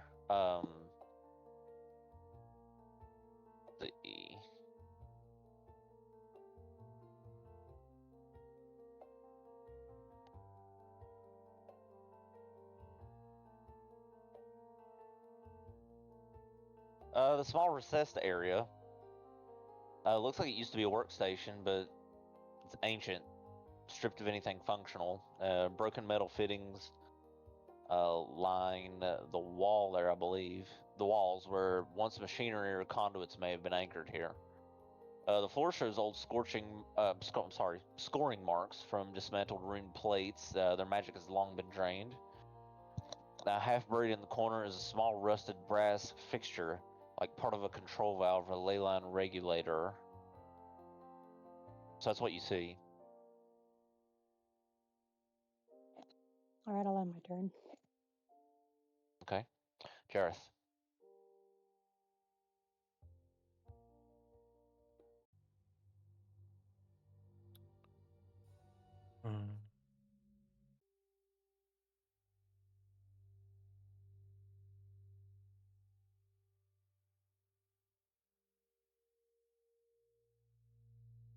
Jareth is going to keep walking. 10, 20, 30.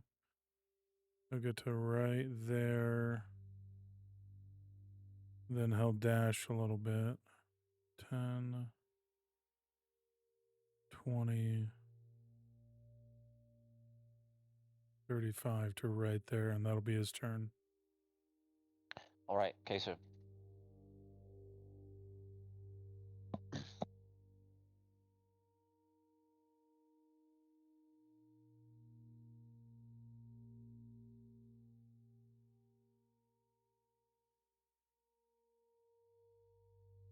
I would like to detect magic.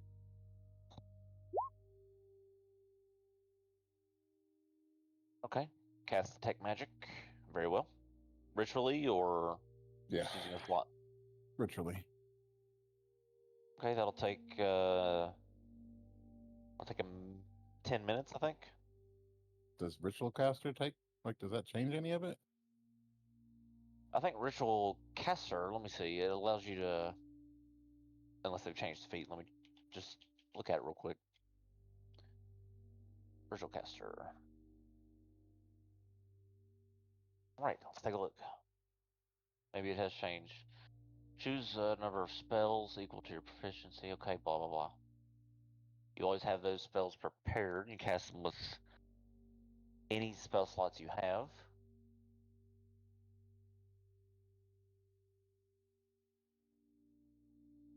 Okay, so you can do a quick ritual. So with this benefit, you can cast a ritual spell that you have prepared using its regular casting time. Okay, so that changes it. If it's otherwise than ritually, if it's like immediate or something like that, then you can cast it immediately. But once you do it, I have to like wait this, till the next rest. that's Long right. rest. Gotcha. Yep. So with one of your ritual spells, you can do this once per day. That's pretty good. So you can quickly cast Detect Magic.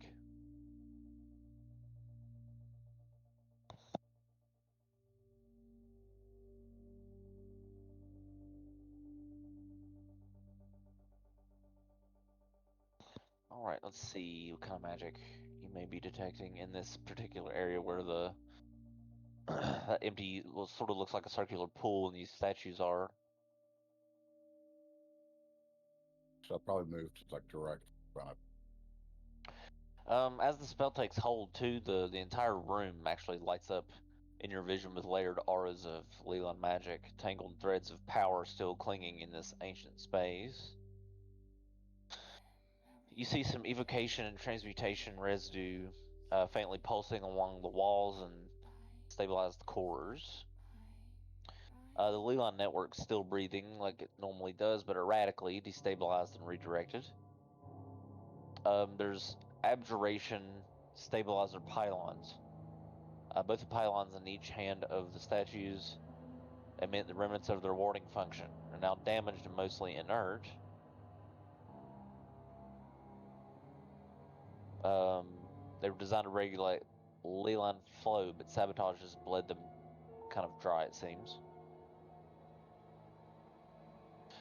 Faint old wards of abjuration and divination are dormant within. No active hostility, but a lingering awareness as if once tied to original observation or Leland monitoring. The new painted faces sort nothing, but almost make you feel like you're being watched. Is there a triggering mechanism on In the side alcove where Uno is, you feel a recent magical disturbance there, and pieces of machinery and components were likely removed from that area, leaving a faint trace of Leon manipulation. The urns behind are pure, old world wealth within, no curses or enchantments detected.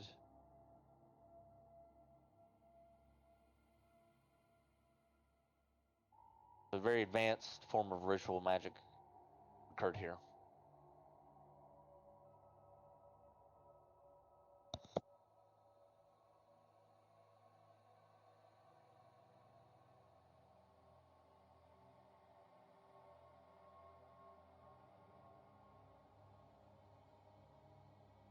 Can I perceive any like obvious traps in this area? Investigation.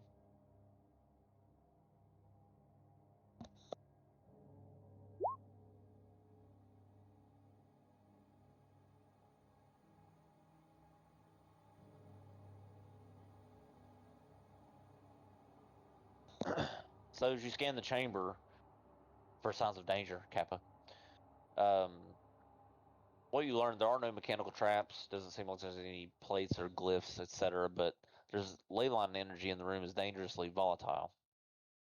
Some sort of major discharge could happen if too much force or wild magic destabilizes the already fragile stabilizer cores. And if combat breaks out in this immediate vicinity, a major ley line surge could trigger environmental hazards, such as a very uncomfortable pulse throughout the cave.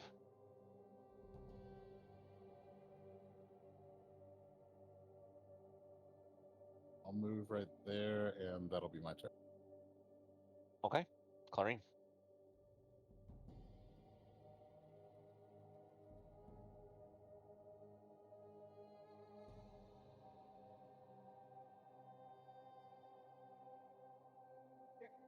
Oh, so I'm just trying to unmute and I couldn't find Discord. Oh, it disappeared.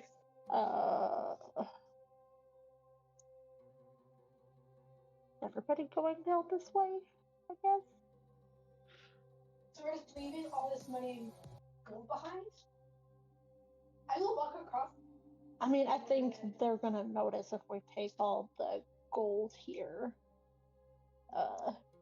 We're gonna take a step closer, but I want to keep an eye on Janella, just in case she starts running forward to try to grab the treasure, because it's like, we're not taking it.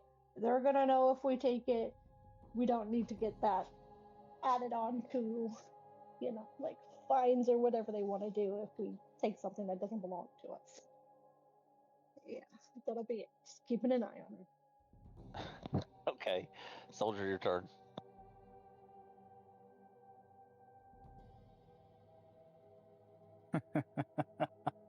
Okay. Let's see. Pretty funny. 10, 20, 30. I'm going to dash 40, 50, 60. I'm gonna get to there. And then I'm gonna call out as I'm walking this way. I'm going this way. Or north. I'm going east. I'll say that. And then that'll be it. Okay, Danella. Alright. Danella will not go towards all the gold and all the stuff over there. But I don't know which way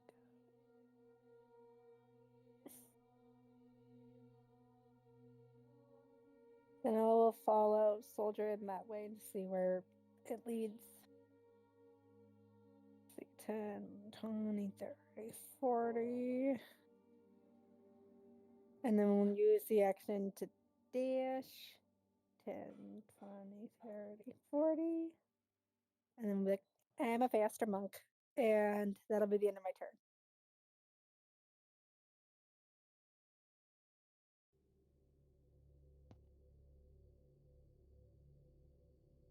Okay.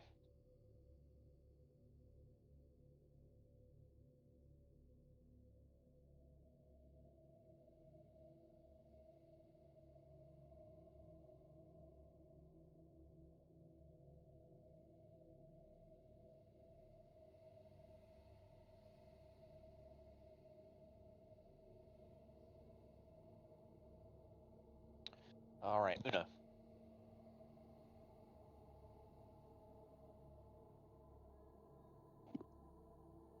Um,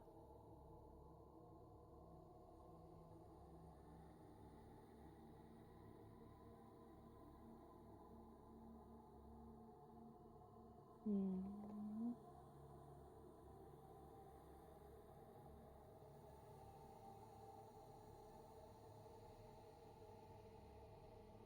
I guess am I somehow able to check the? No, I'm not gonna do it. Never mind.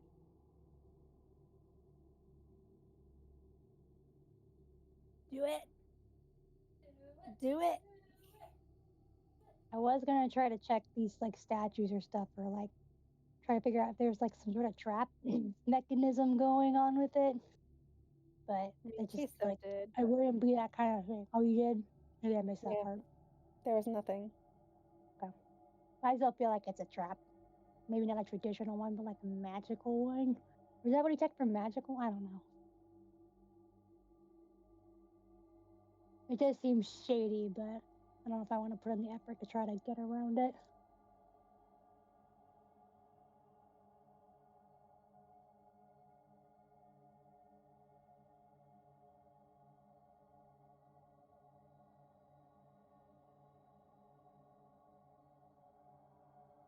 And I guess I'll use my action to dash.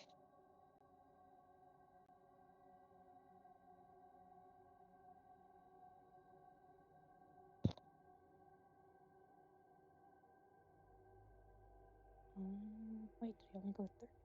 Not used to going 40.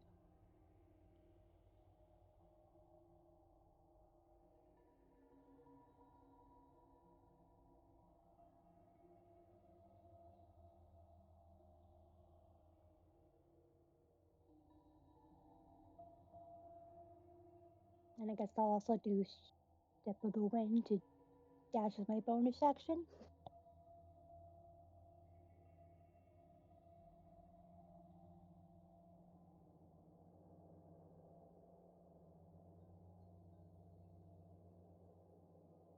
Monk party. Monk party. Sorry, I think that's as far as I can get.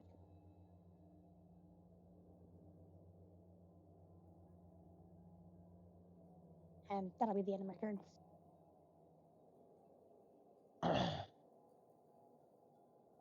Okay. Jareth.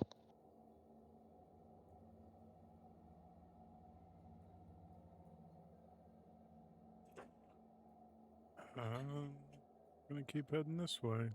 10, 20.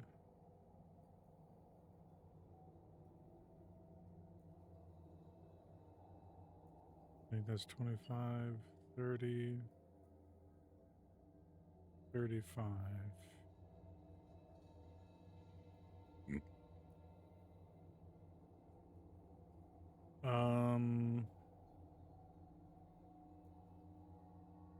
I think Jareth is going to stop right here and wait, and that'll be his turn. Okay, Queso.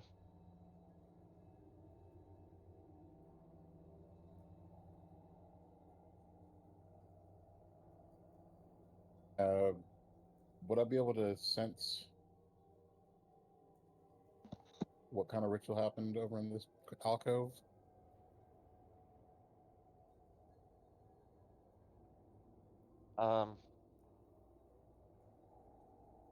Let's see.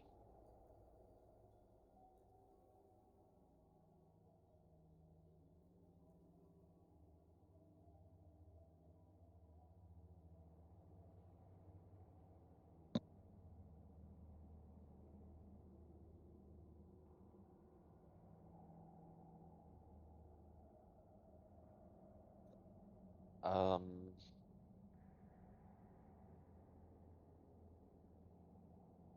so I think with what your detect magic is revealing, the transmutation, abjuration, a faint amount of necromancy, and a very faint amount of divination, that mixture suggests it definitely wasn't some sort of mining operation taking place here.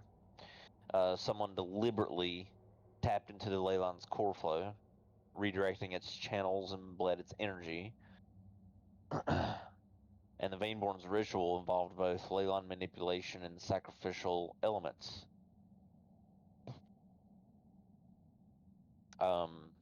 Make an Arcana check. See if you can discover maybe anything more direct.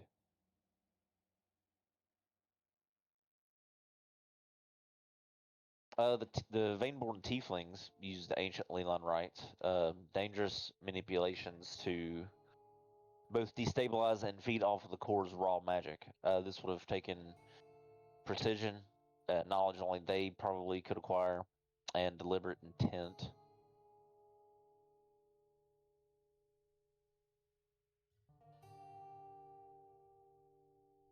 So the tieflings typically have been known to carry out rituals like the ones that you sense, which the Vaneborn are the tiefling third of the population here. Go up this 20 and be like, well, it was the tieflings, judging by that ritual that I sensed over there. Where'd everybody go? That's a very good question. They tend to wander, especially Jareth. He kind of gets distracted and heads off without telling anybody, so Oh, pretty much par for the course at this point. Christ. Okay, I'll just wait here then, and that'll be my turn. Okay, Clarine. Just gonna peek down the hallway, still staying in like line of sight with Queso because doesn't think it'd be a good idea to completely split up with everybody.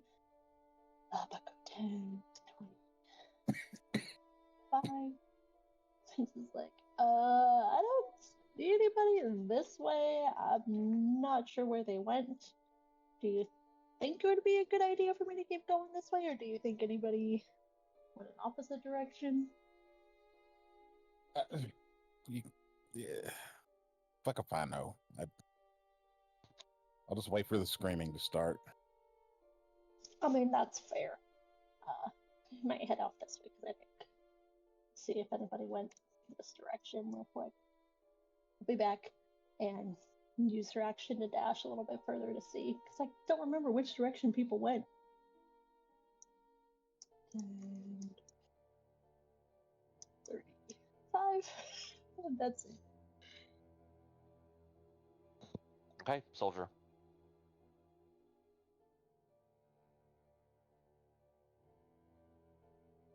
I guess I will continue down this way.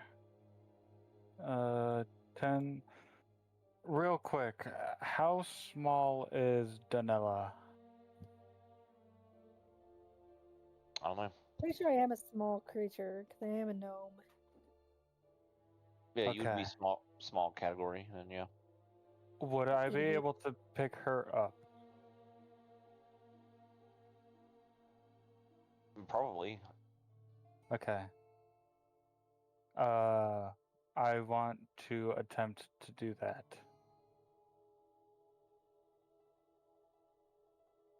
Yes, I give permission to be picked up. Okay, you should be able to pick her up then. With no problem. With the understanding I am going to be sketching and drawing on your head of, like, on your arm. Oh, I'm not putting you on my head.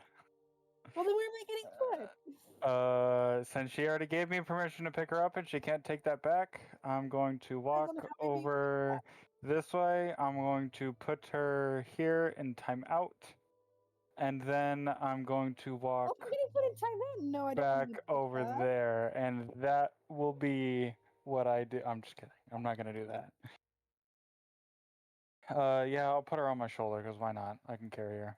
And then 10, 20. I'll get to there behind Uno. Alright. So And then as I I'll very well. Well, now I'm soldier. I'll look at Uno and I'll tap her on the shoulder and be like, "Is there anything interesting that way?" I don't know. I can't see anything around the corner. But you go look around the corner then. And then that'll be my turn. Okay, Danella. Alright, as I am on soldier's shoulder, that's hard to say fast. I'm just gonna be like sketching all around like his head or shoulders, just wherever I can reach. Nicely, not doing anything mean or bad, just trying to nicely sketch some flowers on him. Okay, performance check. Oh my god. I should have put more in performance. If you do poorly, I'm erasing it. 5. You now have a penis on your head. I Yeah, have a they huge dick on the side of my cheek. no, I mean they look about as good as it's gonna get because you don't have a chance to be like stable. Yeah, he's moving, so I'm trying to draw while he's walking. Yeah, so it's not Yeah, it's not definitely great. it's not great, no. Anything else? Well, it was a nice intention behind it. No, that's it. Okay, Uno.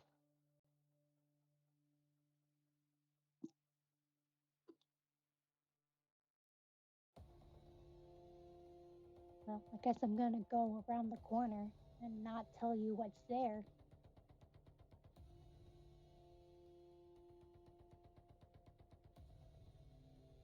Well,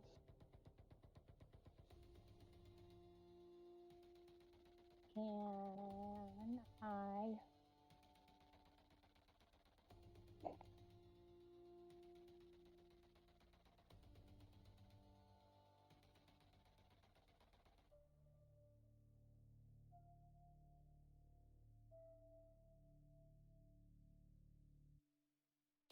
Can you? Well, I'm trying to find a useless item that I don't think I.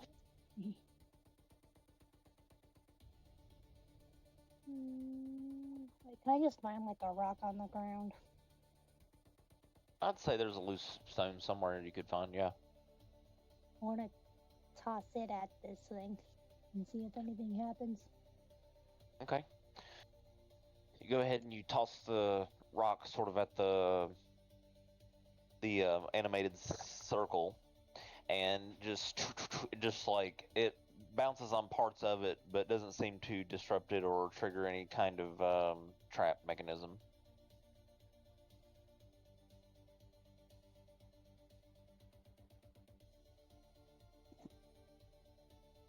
Well, there is like a magic circle thing over here. I wasn't gonna tell you, but I don't know how to deal with this, and we probably need a magic-y person if we want to figure it out.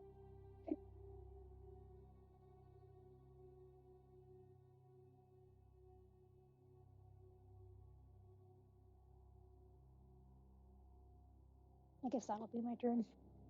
Okay, Jareth, your turn.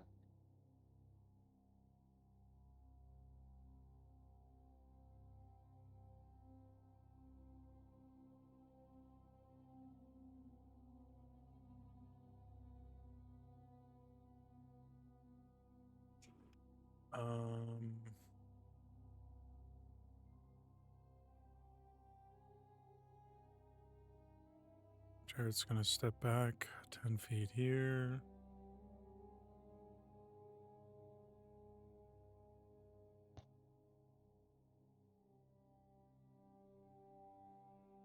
He'll make his way back 20, 30.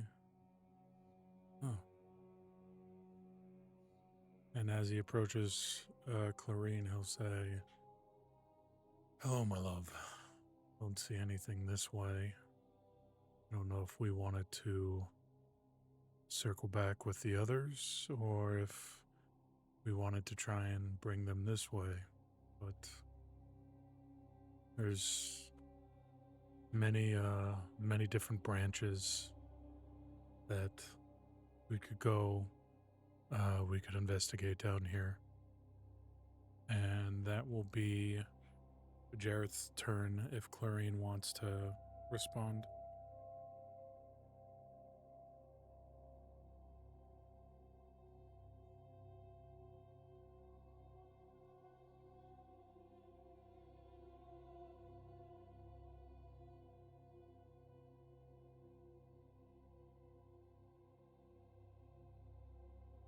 Clearing's not going to respond, so I would, yeah, my turn's done.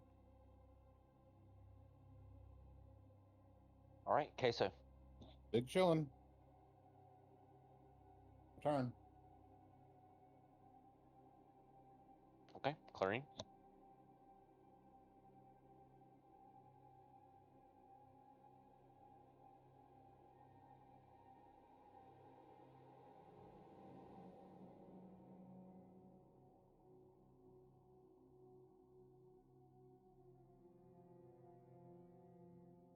One second. Clarine is going to say we should head back to try to meet up with everybody. Doesn't think it's a good idea to have everybody off in different directions and start making our way back.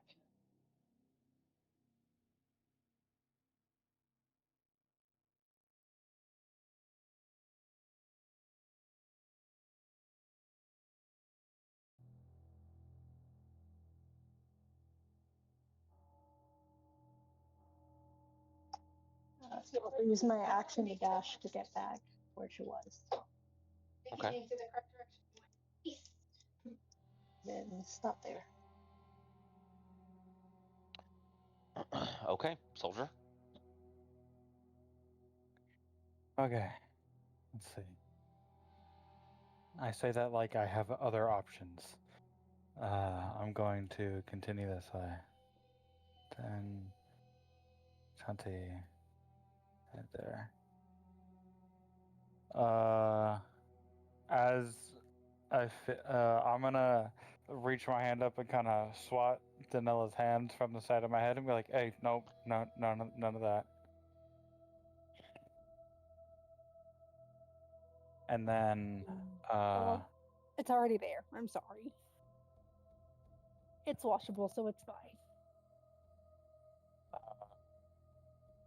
I guess I'm just gonna call out really loudly. If there is a magic user in the vicinity, if we could use your help, pretty please.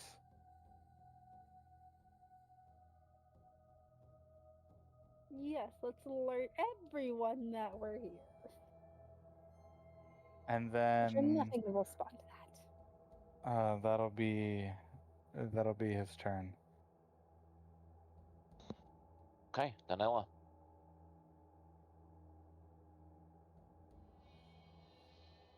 Even though I have a -2 Arcana, can I just try and check out the magic circles? Kind of just like hop off of Soldier. I'm now stuck behind the token, so I can't move myself. But thank you. And then go there. And can I just see and try and check out the magic circle? Oh, it depends on what information you're looking for out of it. Was this the origin of the blast?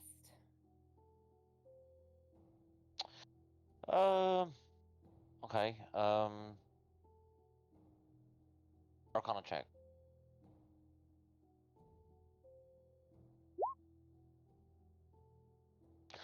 No, this is far too. Well, you would immediately understand. This is probably too small to be the origin of the blast. Quite the opposite, perhaps. Seems to be the effect of some experimental ritual spell.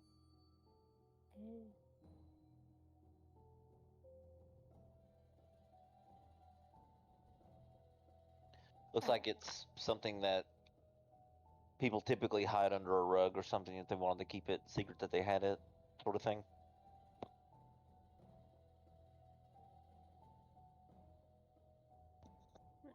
And then that'll be the end of my turn. Okay. I'm gonna say YOLO and I'm gonna step into the circle.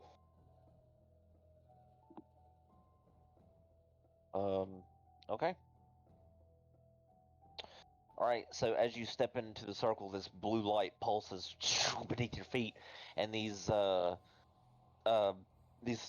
silver or the shiny platinum motes begin to swirl around you as your hair floats up off your shoulders. Roll 1d6.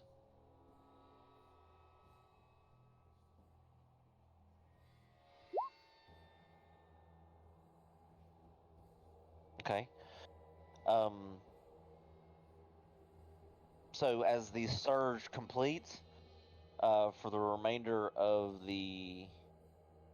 or until you use it, you have an immediate extra unarmed strike as a free action. Interesting.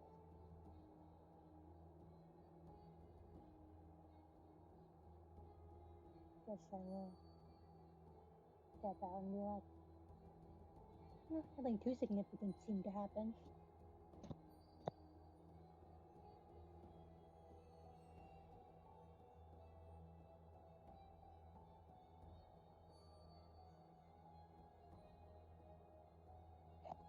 And I guess that'll be my turn.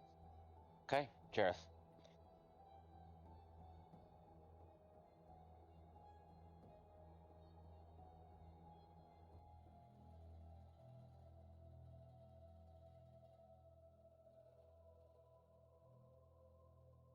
Okay.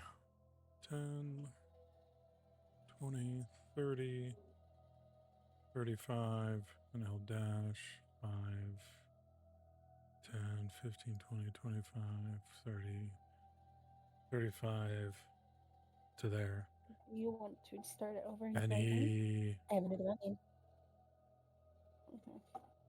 and he'll nod to Queso as he comes closer. Okay. Says Queso.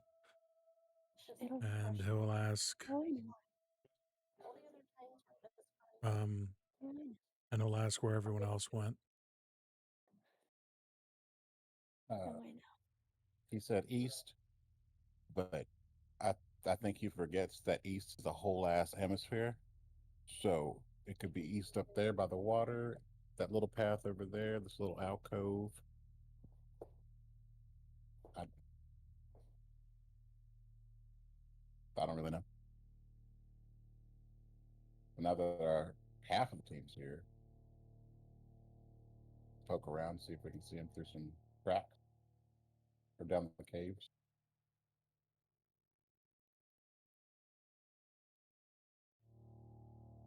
And oh, bugger! There's even more easts.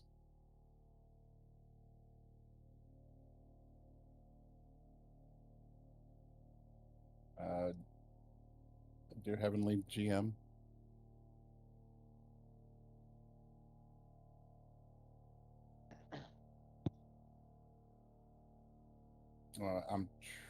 would I be able to message? Well, I'll just message Soldier, just see what path he took.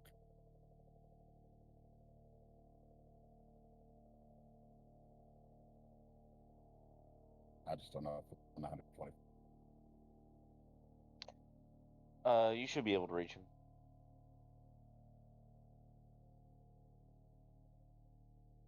Okay, so I'll just Soldier, you're here in your mind. Which path did you take?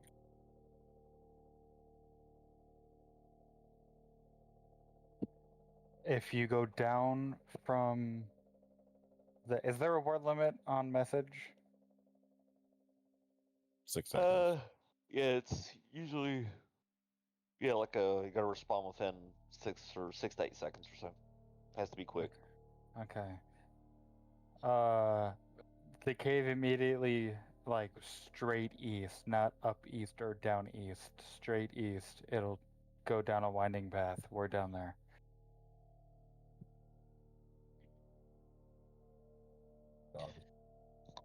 You hear straight east before that cuts off. I'll just look at Jeff and be like, they went down this pathway, and I'll start walking. 30. That's all I can do. It's my turn. Right, Clarine.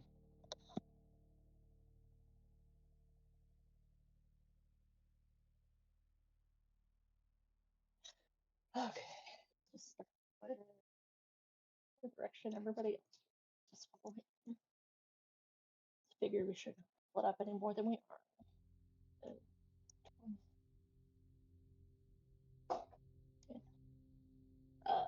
Clarine will ask him, like, do we know they went this way, or do we know if they went the other one? I reached out to him, message. This way? Yeah. Oh.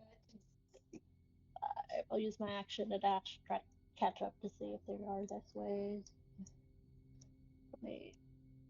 5, that's as far as I can go. Okay, I'm done. Okay, Soldier.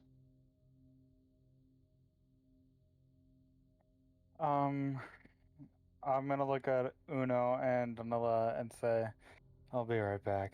I think they're gonna get lost. And then 5, 10, 20, 30. Alright, well, nope, 30. And I'm guessing Clarine and I can see each other, so I'll just wave my arms and be like, this way, over here. And then I'll turn around and use my action to get back to where I was. And that'll be it. All right, Danella. Gonna turn to Una. I was like, wait, that helped the magic circle help you out? I'd say marginally, maybe. But who knows what else could happen. Alright, so then Danella is gonna go into the circle. Or at least try to. Okay. Let's see, I remember how to do Danella. Danella. Okay. So Danella, this blue light, just like before with Uno, flashes and these motes of light spiral around you. From head to toe as the Leland pressure surges up. Roll 1d6.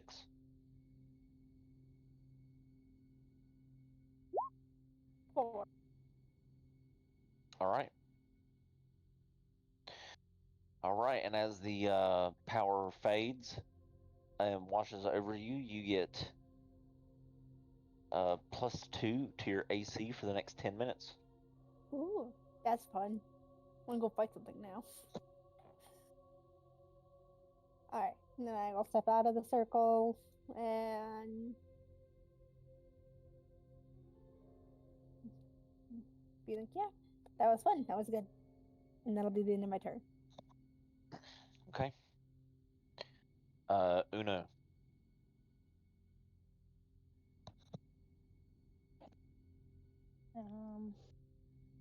I don't know. Might start heading now because I don't know if this is gonna lead us anywhere.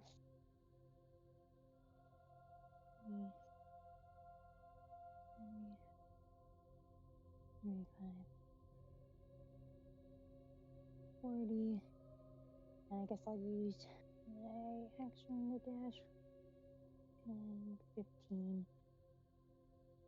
Oh, I just look at Clary and be like, there's a little magic circle around the corner if anyone cares.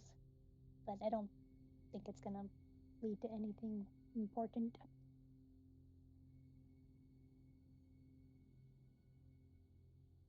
And I'll just end my turn there.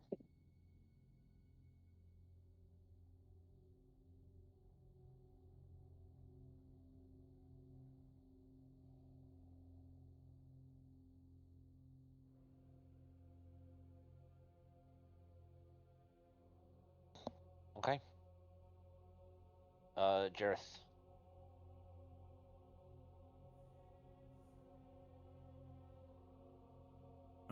He will try to catch up with everyone. 10, 20, 30, 35, and then he'll dash.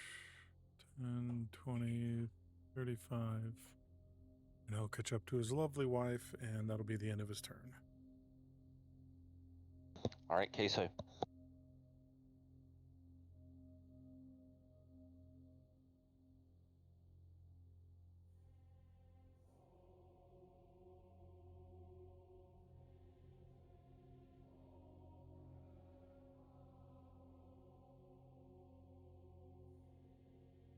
And that'll be much.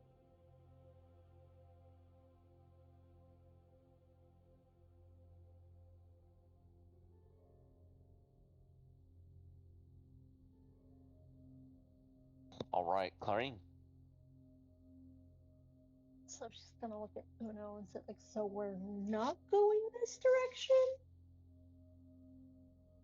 What do you look at? Uno.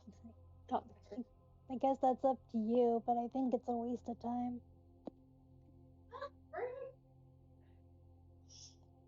And she's like, Oh, okay. magic circle this way. And then it's like, if she says it's a waste of time, she wasn't gonna look too much further. It's like, I guess I'm going back. This is just pacing back and forth is what it feels like, guys. So just turn around and start heading back, I guess. Like, which direction do we need to go, guys? Because you guys keep confusing me. 20, 35. And just stop here until somebody has a better direction to tell her to which way to go.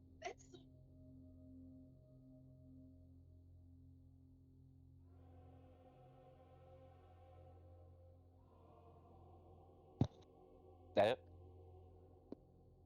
Yep, that's it. Because All right. Uno told her there was nothing worth it that direction, so she turned around. Damn, Uno.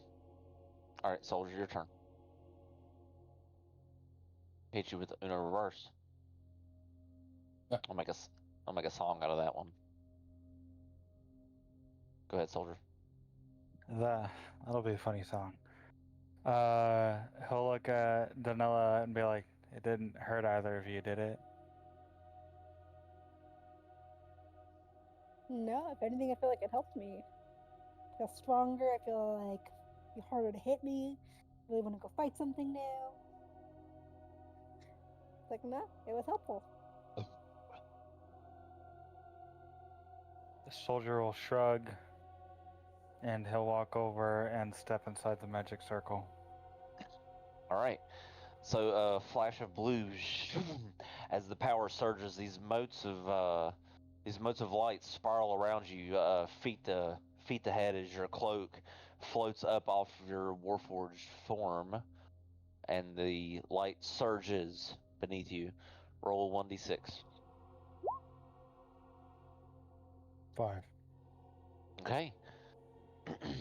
So until you use it, you get an immediate extra unarmed strike as a free action. Ooh.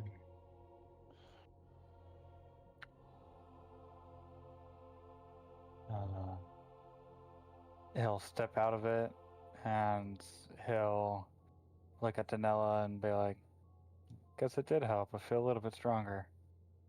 Right? 5, 10, 15. I think I can get to there, and that'll be it. He'll kind of stick his arm out and wave over Queso. Okay, Always Danella. back. Alright, she's gonna start moving back towards the group. 10, 20, 30, 40. And then do action to dash. 10, 20, 30, 40. Be like, guys, there's a fun magic circle over there that makes you stronger.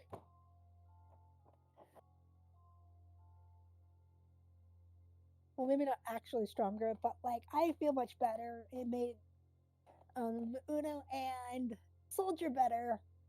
Go touch the magic circle. Clarine's gonna look at Danella and just be like, but pointing the other direction, but shit. And just like drop her head back. I can't handle these children.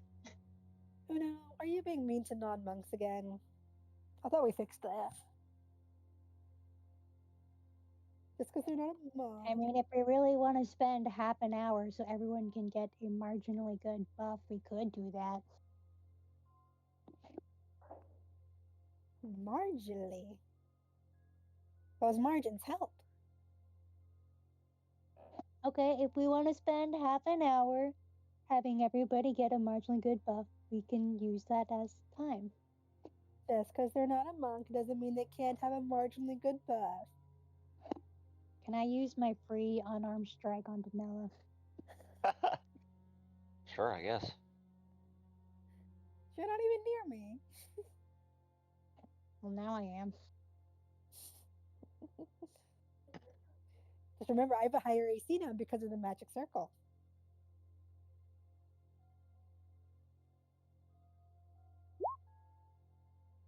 Not That bad. hit.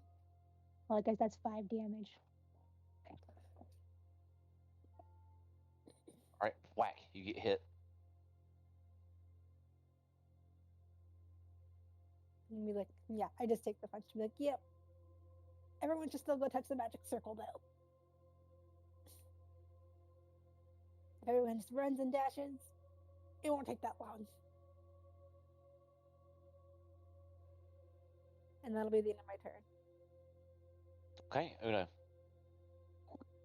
Alright. Well, I'm going to keep moving on. It's sort of somewhere anyway.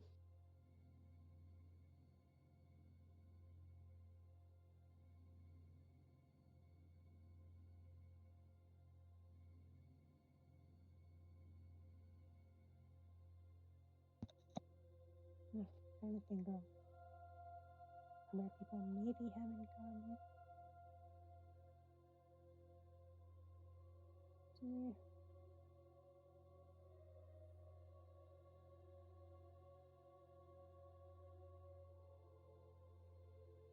Yeah. Let's spice things up.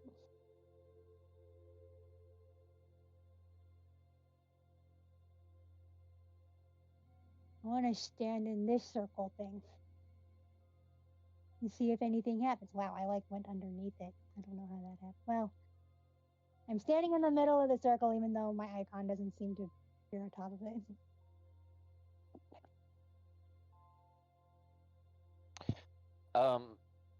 Yeah, I can see what's going on there.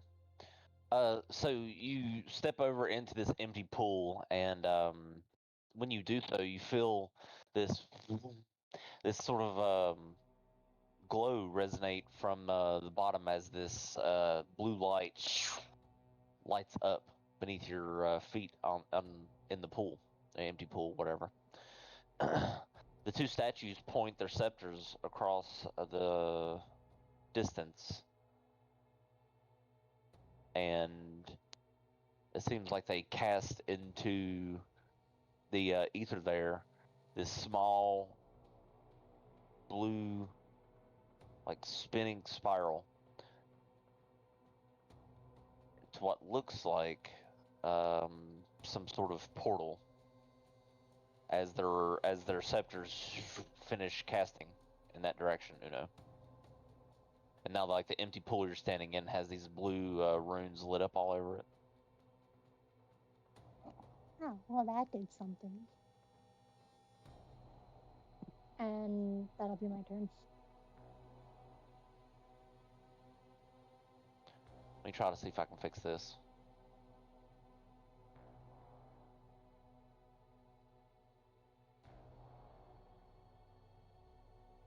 There you go, Uno. Should look better now. All right. Okay, Jared, your turn.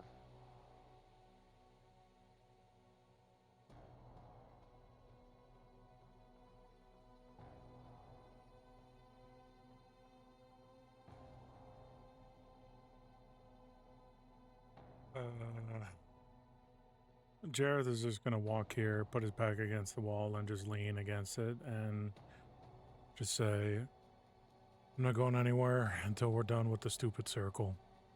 And then he's just going to stand there. That'll be his turn.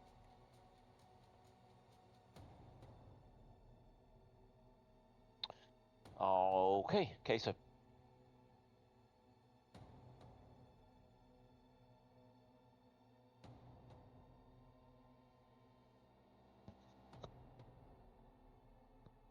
I use my action to dash.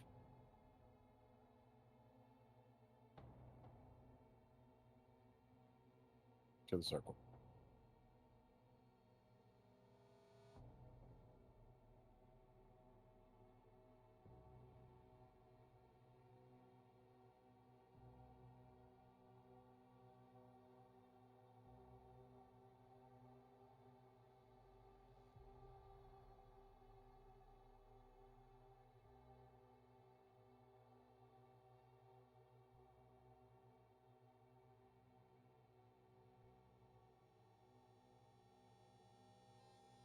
okay. So you step into the circle, and the light surges. The motes swirl around you, and it surges. Let's see.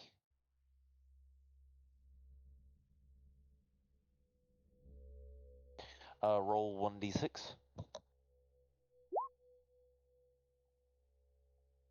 Oh, Okay.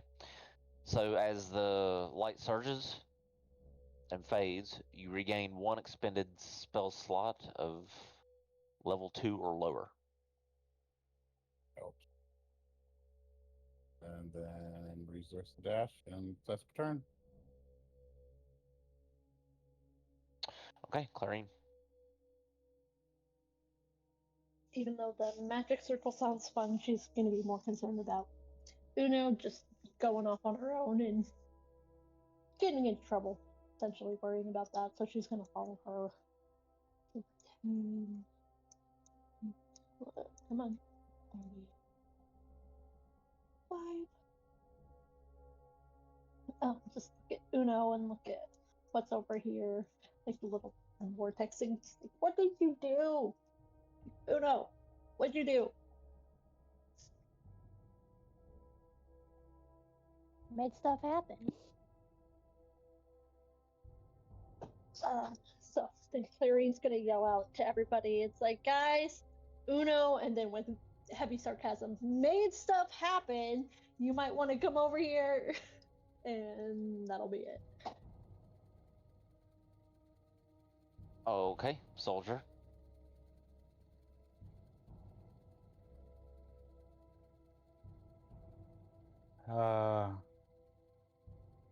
He's gonna look back at Queso, be like, anything happen to you?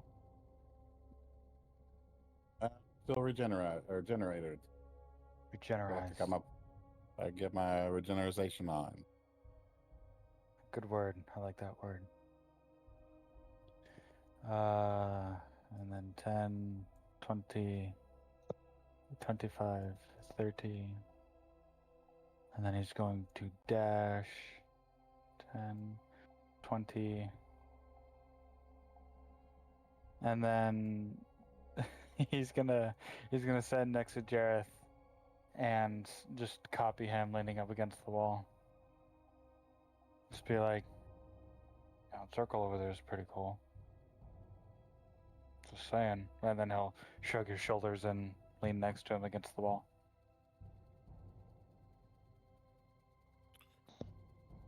Jareth will not respond. All right, Donella.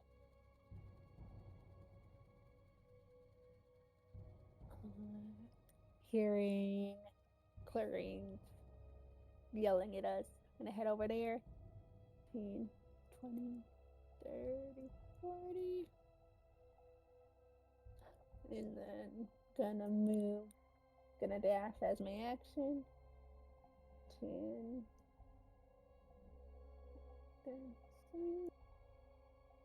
Well, actually go back. 30 there. And I'm like, what is happening? And I'll be like, it wasn't me this time. And that'll be the end of my turn. Okay, Una. Okay, I'm gonna step off the circle and see if the swirling circle still stays.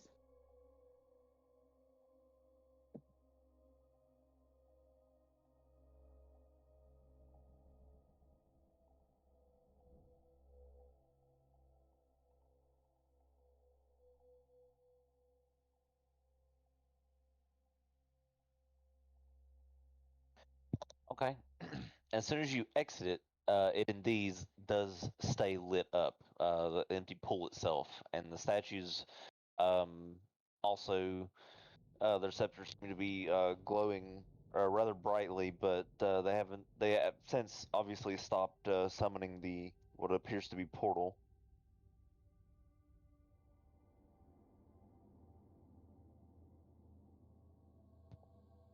Well, Una is gonna give Clarine what I would like to call a see you later smile, and I'm gonna dash into the portal.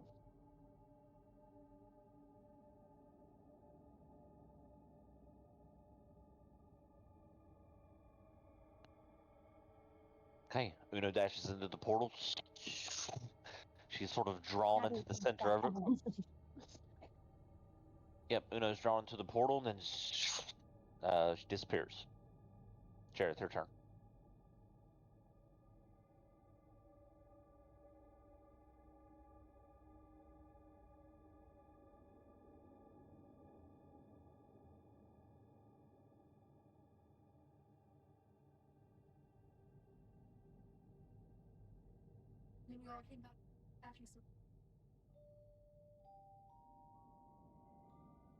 Jareth is just gonna sigh really heavily and say, I'm fucking too old for this shit. And 20, 35. And then he's gonna dash 20. He's gonna get next to Clarine and say, what exactly are we doing, my love? She's gonna point to where Una went. She's like, Una went there. Do you want to leave her on her own, or do you think we should follow her? It's weird that you can't see that though, like your vision. That's weird. You might have to refresh your roll 20. Jareth will just respond and say, not gonna lie, I am half tempted to just let her go wherever the fuck she wants and reap whatever consequences she sows, but we can't do that because we were all hired for the job. So let's go, and that'll be the end of his turn.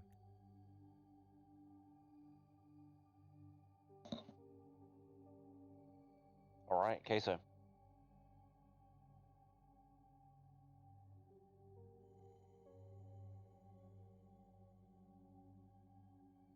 Smashing. My roll 20 is fucked up.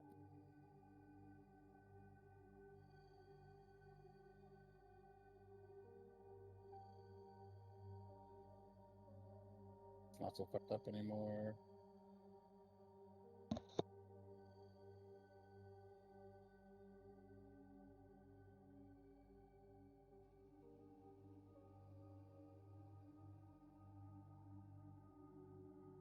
That's it. Okay. Clarine. In response to Jared's things, Clary's just gonna be like, yeah, can't leave her by herself. Pat him on the shoulder a couple times and then just start jogging after Uno into the little portal thing.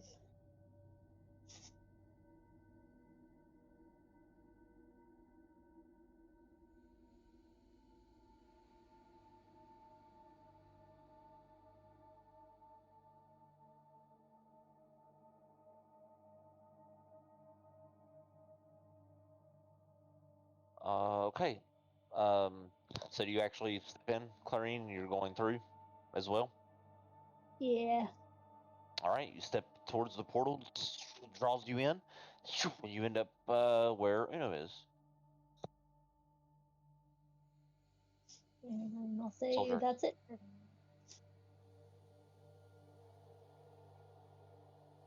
So he went that way.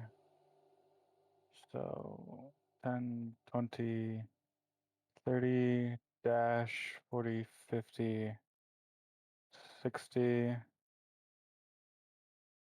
And he'll look at the portal and be like, it's a portal, all right.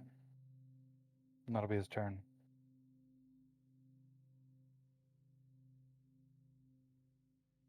Okay, Danella.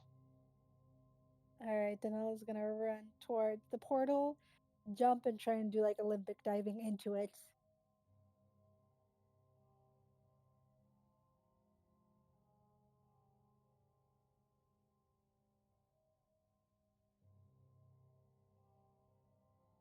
I'm sorry for trying to add a little flavor to it.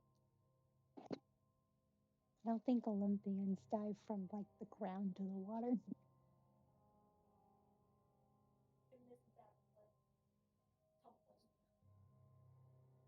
I can jump high and then I can just jump into it as I need.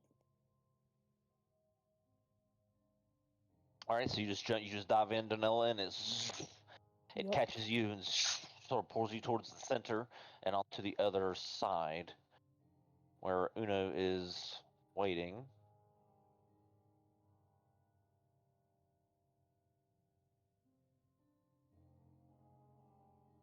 And that'll be the end of my turn.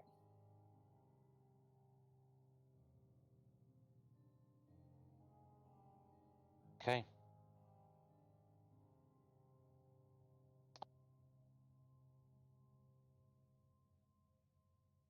Uno, this is what you see.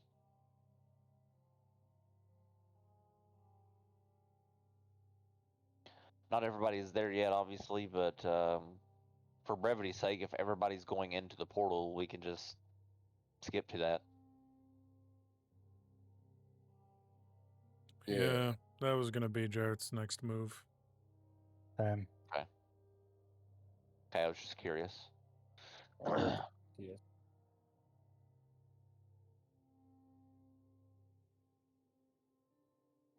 Okay.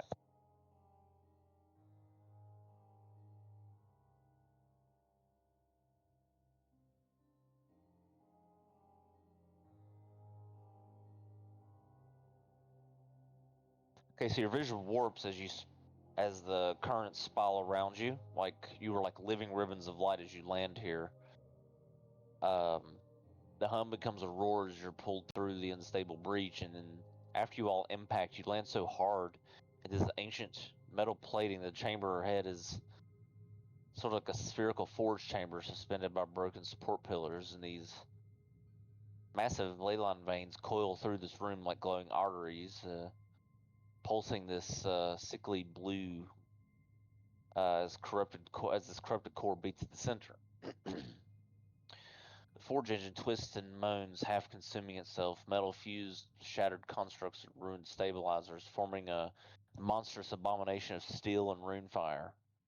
And from within the core, something begins to arise. What do you wish to do, Uno? As you see, a lot of the Leland, the core energy from the Leland rupture is split out immensely as you've gotten pretty close to where the epicenter took place.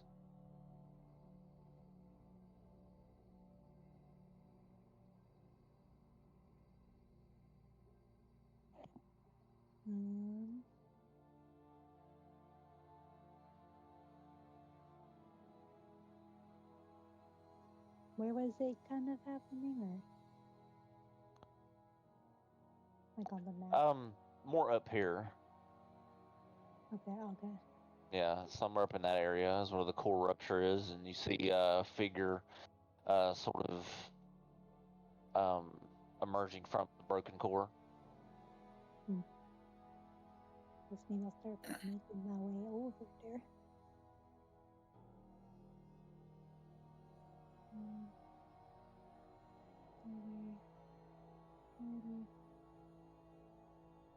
Use my action 20 dash. And 15, 20, 25. And then can I just kind of hop this stone to the arc? I want to go to the other side.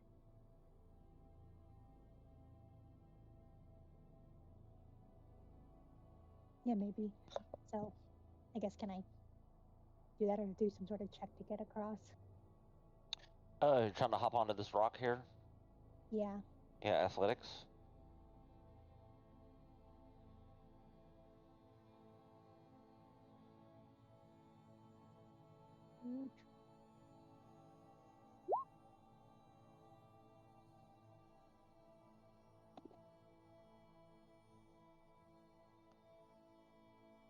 All right, you're able to make it across and sort of steadily balance yourself on the rock there. And then can I jump again to the other side? Sure, athletics.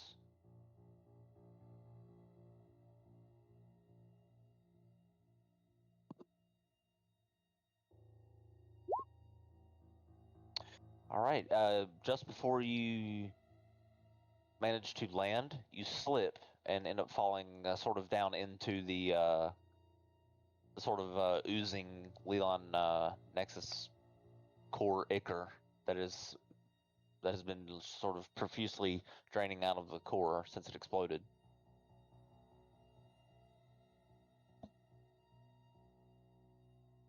Let's see. Does it seem to do anything?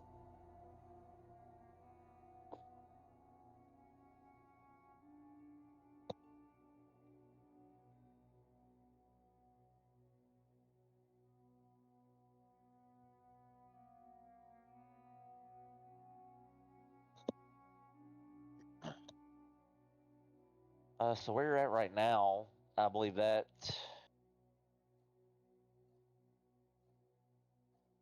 make a Constitution save as your skin sort of makes first contact with the substance.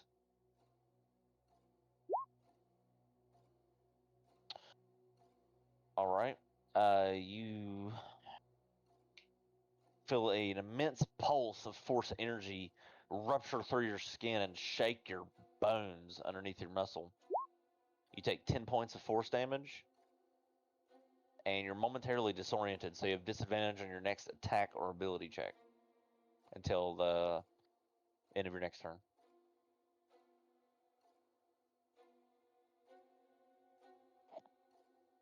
Oh no, it's just momentarily disoriented. It's on disadvantage on next attack. Oh yeah, until the end of your next turn. Right, gotcha. I guess could I, assuming I'm like in the water or whatever, can I try to climb out to the other side? If you have more movement, yeah, you can climb out. Yeah, I'll use, I guess, my bonus. I don't think I've used up all my move. Yeah, I've just used up my regular movement, and then I dash. So I'll just use my bonus action to dash again, I guess, to try to get out. Okay. Or I guess, do I need to make a check to climb out? No, you're able to get out. It's not like it's not like quicksand or anything. And I'm gonna be like, don't touch the blue stuff. It does ouchies. And that'll be my turn. All right, Jareth, your turn.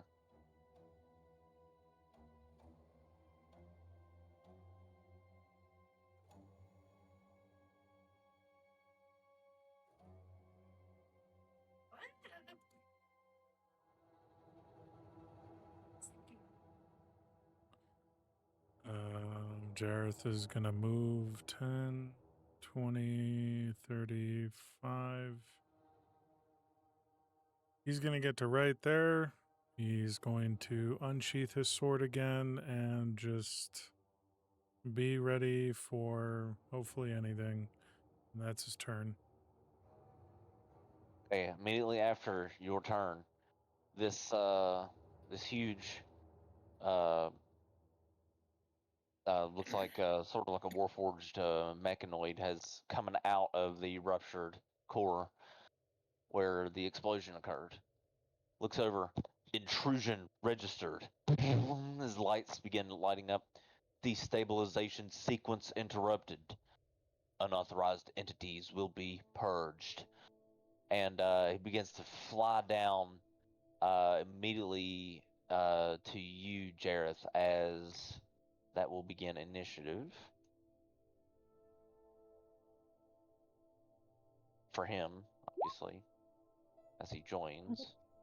The turn order's not showing up for me. Do we need to re-roll, or is it something we can turn back on? We can reroll. Let's try it. Let's try it. Try it now.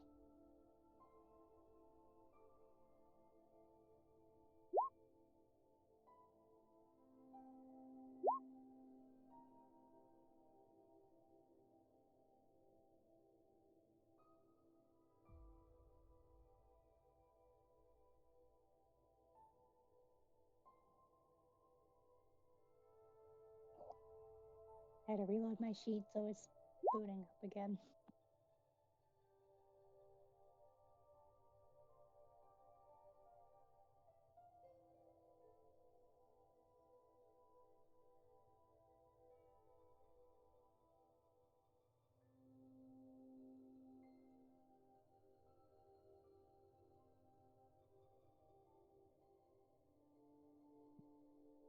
Did it go through? Let's try to watch it. There we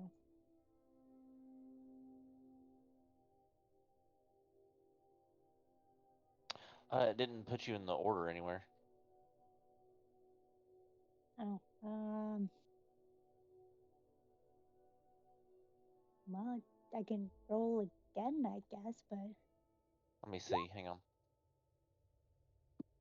There you go. You're in there now. 12, 18. Okay. yeah. All right. Cool deal. Soldier, you are first. Oh. Let's see. 10, 20, 30. Are my arms still active? Has it been 10 minutes since we fought the meat fights? I would say it's expired. Yeah. Okay, well then I'm going to move there. And then I'm going to activate him again. And this time so it doesn't hurt anyone. The features. Other. Boom.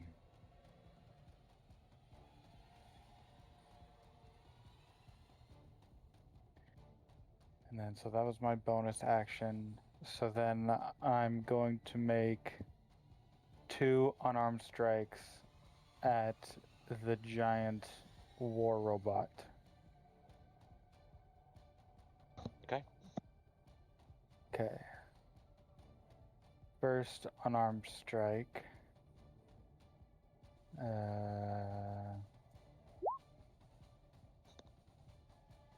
Oh, that is the wrong one. I don't know why it activated that one. Well, anyways, that's an 8. Miss. Okay, second one. Let me click the correct one. Natural 20. Nice. Hit, of course. Okay. Crit damage. Crit damage. 4. Okay. You gotta be shitting me. Do I roll? Well, since it's crit damage, and I activated my arms again, do I roll the 2d6 force damage for my arms, or is that the damage that I do? Well, it's reading like you punched with your arm because you're using your dex mod, right? I think so, yeah. Because an arm strike with your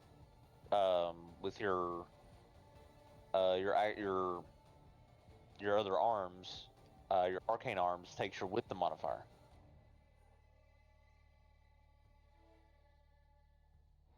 Okay. Which they might be even, but if your wisdom modifier is lower than your dex modifier, then it's a different It punch. is, yes. But yeah, the one you rolled was your physical arm, unarmed strike. If you click the details, it says it's doing the strength bonus and a damage bonus, so I don't even think you're using dex. Okay. Oh yeah, you still got the unarmed strike set up for your strength bonus. Not Well, your, that's what I wanted, because my strength is the highest one. well, I don't know. Does it work like that with Monk now? It says in it says with unarmed strikes you can use your wisdom modifier, but it doesn't say you have to. In place of your strength or dexterity modifier. So I think it gives you an option, but it's not like a requirement that you have to use your other modifier. That's when you're making strength checks or saving throws, right? Because your arms help you. Okay. That's the idea, right? When you make an arm strike with the arms, of course your reach is a little bit longer. And so when you make an unarmed strike with your one of those arms, you have to use the wisdom modifier in place of the dex modifier, or strength modifier in this case, for the attack and damage roll. So the one you rolled a crit on was with like your physical arm attack. Okay. All right. I'll try to tweak that to do it better next time. All right. That's it. That's my turn. I should have an attack roll thing made on the sheet that indicates that you're using an astral arm or your actual arm. That would help. Queso. Oh, there it is.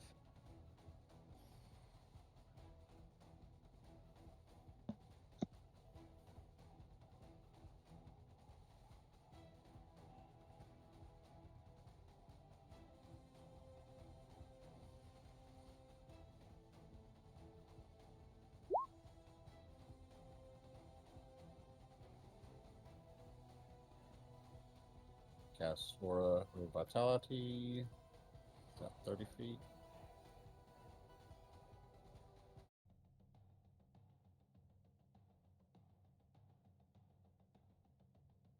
Okay, Aura of Vitality. And believe. Yeah, that'll be it. So when you create it, you can restore hit points to a creature. I can't see who's fucked up. No one has their bar up.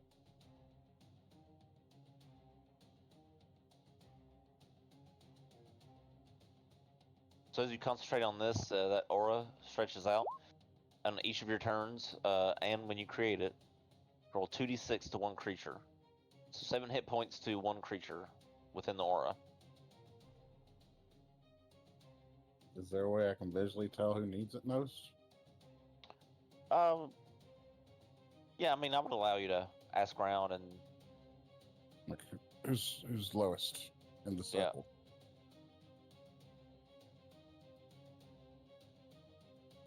Most likely chlorine. I'm only down 5 HP.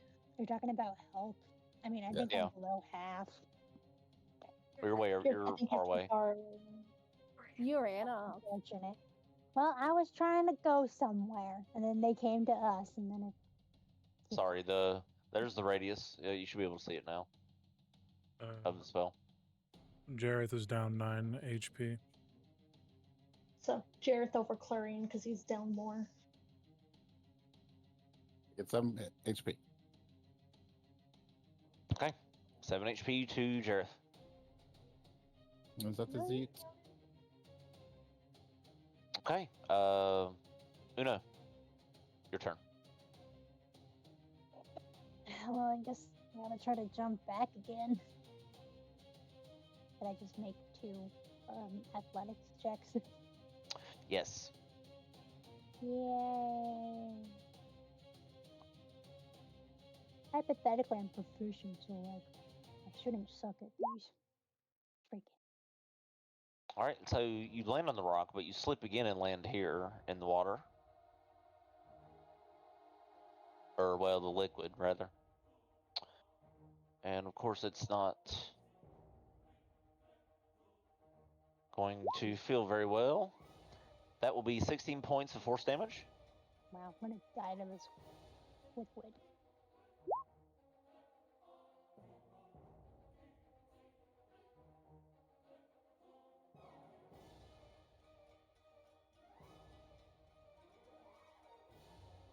Okay, anything else? Can I climb out? You can climb up on the rock here after you've slipped and fell. So be like Well, you. I don't know if I'll survive if I jump again. I guess I will throw a dagger at this thing over here. Okay. Oh, come on. Stop.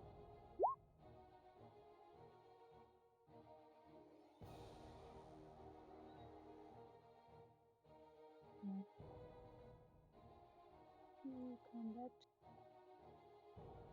And dagger. 15. That misses. I will throw my other dagger that I have. Guess is that offhand I have to throw it? I know. Yeah. Well, because there's so many like categories for dagger. There's like thrown, there's finesse, and then there's like offhand, and then like. Right. Yeah, you could do. All a lot of this game though. Yeah, I mean, you could dual wield. You can Pretty throw. doesn't You really can. matter. Yeah. Well, I'm gonna throw again, I guess. Yeah, you can throw. You can throw another dagger. Go ahead. Well, That one misses too. maybe I'll just jump in the water. Over with. Okay. That it. Yeah, I guess so. All right, the shield guardian is going to attack Jareth, right? So he's going to make this huge fist and just go in for a massive attack. 25. That hits. All right, that'll be 15 points of bludgeoning damage and 7 points of force damage. And he's going to swing around with his other fist. It's natural 20. So that'll be 20 points of fist damage, or 20 points of bludgeoning damage, rather, and 13 points of force damage. And that's the end of his turn. Now it's your turn, Jareth. Jareth is going to, after that second attack, he's going to kind of wipe the blood out of his mouth. And then he's going to go for is the creature is it bigger than the category large? Yes, it is. Damn. Okay. Never mind on that one. And is it holding anything, or it's just using its fists? It's just using these fists got balled up. He doesn't seem to have any weapons. Okay. Well, that's not going to do me any good. All right. Well, we're just going to and I guess I can use these two.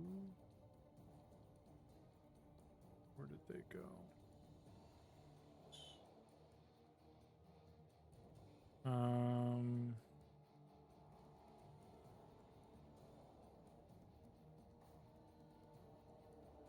I have superiority die. Where the fuck did they go?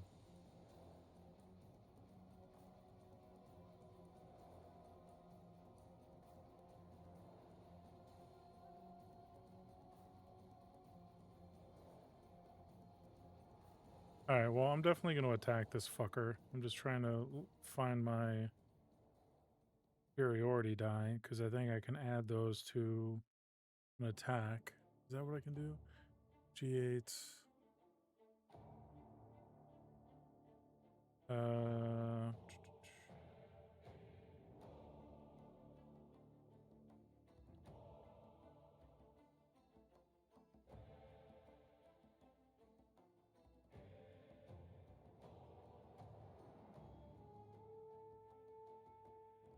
Fuck it.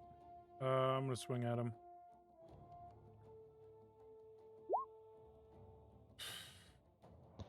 All right, natural one, of course. Wide miss. Alright, we'll swing again. That misses. 13. And then we are going to...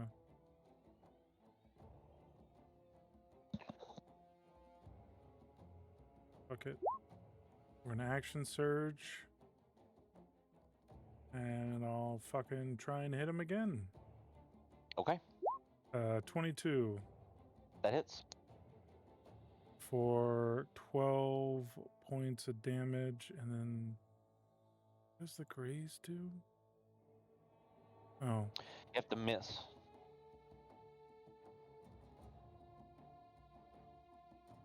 Okay, well. Next attack. 11. That misses. So in this case, you could graze. Graze, you can deal damage equal to the ability modifier you use to make the attack. So strength. So my strength modifier is 5.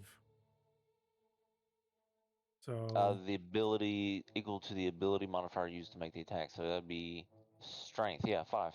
yeah. So he, even though he still takes 5 points of slashing damage. Yep. That was just a free action. I still got my bonus action, which...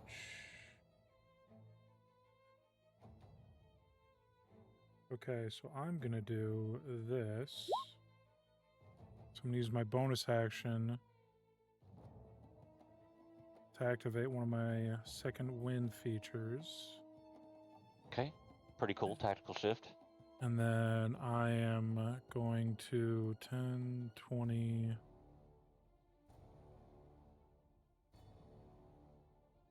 I think I'm going to back up to right here. And then, do I also get the healing effect from second wind? Move up to hyper speed. It doesn't say it's in place of. No, you still get the healing effects. It's just this is a bonus to when you activate second wind. Okay, and then what is it? 1d10 plus your slash R plus 11 points. And that will be my turn.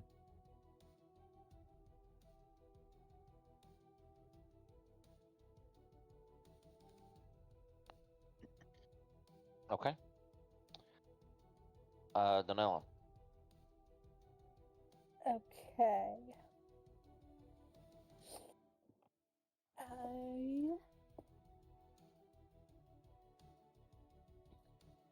am going to run up to him. 10, 20, 30, 40.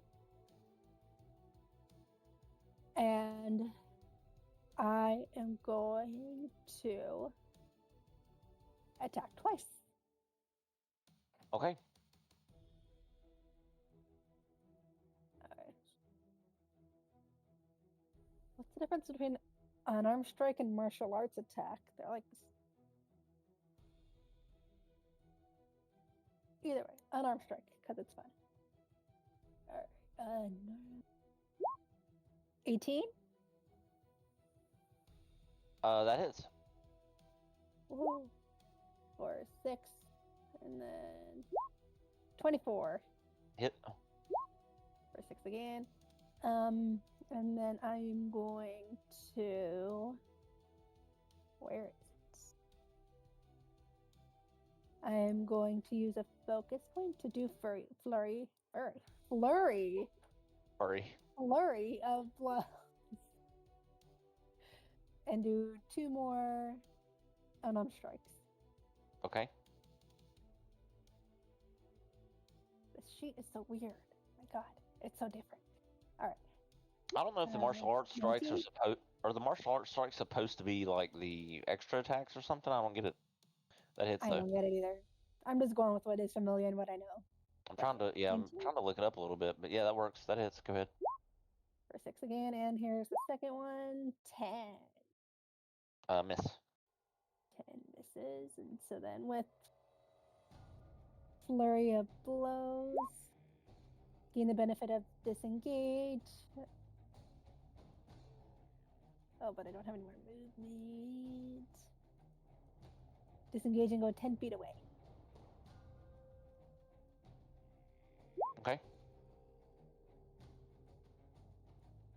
We're 15 that way. And that'll be the end of my turn.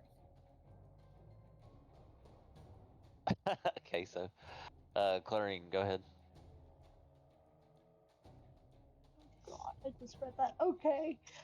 Gonna move 10, 20. Sorry, listen to my voice. And I'm going to cast the Beacon of Hope, just so you guys can see it. So it doesn't actually do damage or nothing, but it's also a 30-foot radius, so anybody that gets the benefit of his Aura Vitality also gets 12, because I think it's 2d6, so you just get max. And where did it go? Can I also cast a spell for my bonus action, or can't remember if there was a rule against that. Well, I mean, I don't think so. No. Since you used your bonus to cast this Beacon of Hope, right? No, that's a full action.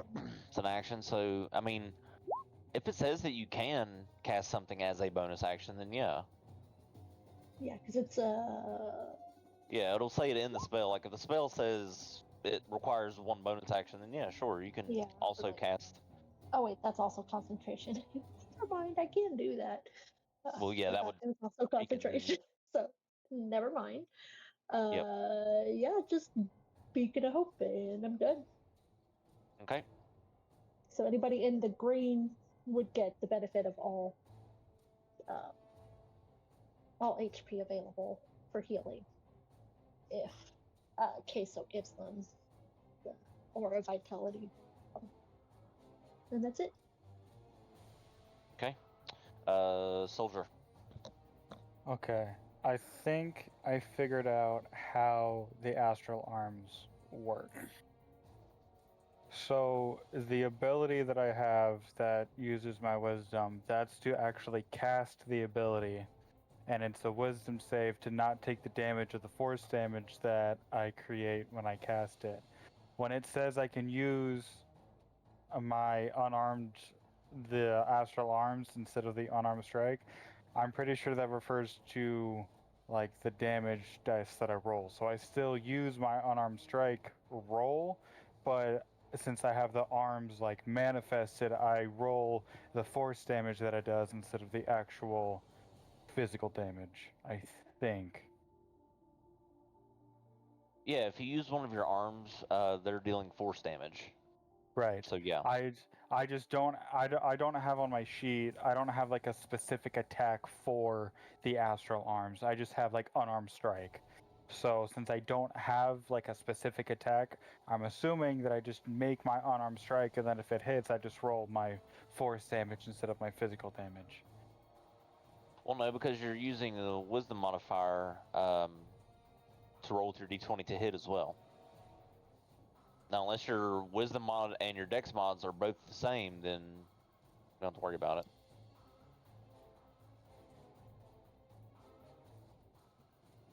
Okay. Let me check out your sheet. Yeah.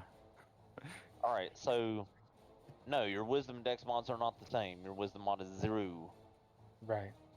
So the attacks with your spectral arms would actually be worse. We can make a little thing for it. Add attack. Let's see. Melee action. Linked weapon. Astral. Unarmed. Strike. Has reach because it says it has extra reach. But do I have to use my wisdom score? Because it doesn't say it's required to use it. It just says I can substitute it.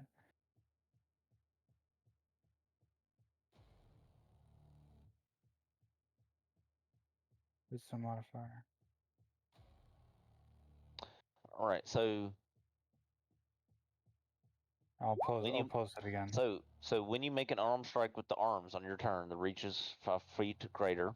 The arm strikes Right. you make with the arms can use your wisdom modifier in place of the dex mod, and their damage is force. So it says you can, yeah. It doesn't mean that you doesn't like as it's worded. It doesn't say that you must.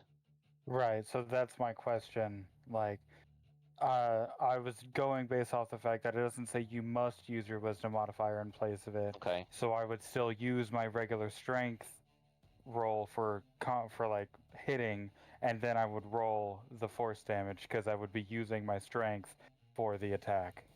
Right. Yeah. This is if your wisdom modifier was your highest stat. This would be more beneficial. But yeah, it says can instead of must, so it doesn't mean you have to.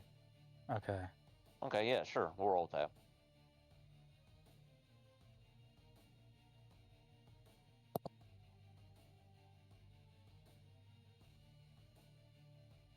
Okay. So then, am I good to make the attacks then? Yeah. Roll your unarmed strike. Okay. First one is a 15. Miss. Second one is an 8. Miss. I'm gonna do flurry of blows because I missed with both of them. So that is a class feature. Boom. And then I get to make 2 unarmed strikes. Okay. First one is a natural 1. Fuck. Okay. Second one is an 11. Miss. Okay, I missed 4 times. I'm gonna move right there, so I actually did something this turn, and that's gonna be it. All right. Queso.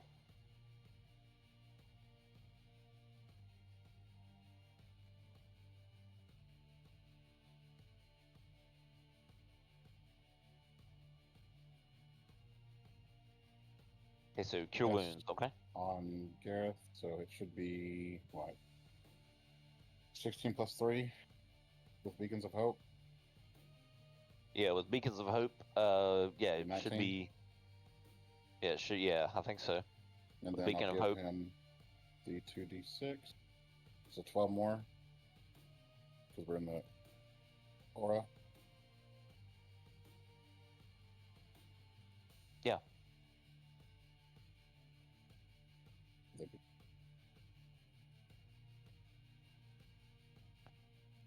$31? Is that 31? Sounds like it. Let's see. I Beacon think of so, Hope. 13 and 12? Yeah. I think so. Yeah. All right. And back there, and that'll be my turn. Okay. Una. See the appeal of having 2 clerics. It's nice. Speaking of open or vitality, just kind of OP that. I guess I'm gonna try to jump again because I don't know what else to do. So this might be my last moments in this chain. Don't worry, we will miss you so much. Oh no. Hey, there we go.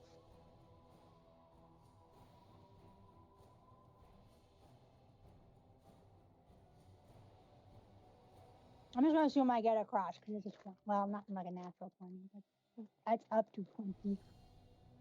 Yeah, athletics check. See if you can cross. I did. I got 20. Oh yeah, there it is. I don't know why it didn't fucking pop up. I saw the cure wounds healing thing there. Okay, now I see it. Yeah, you make it across. Cool. Now I'm gonna run up and I guess two-hand attack with my spear. Okay.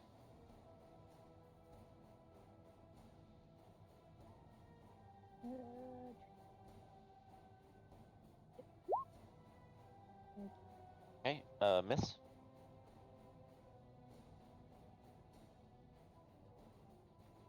We'll try.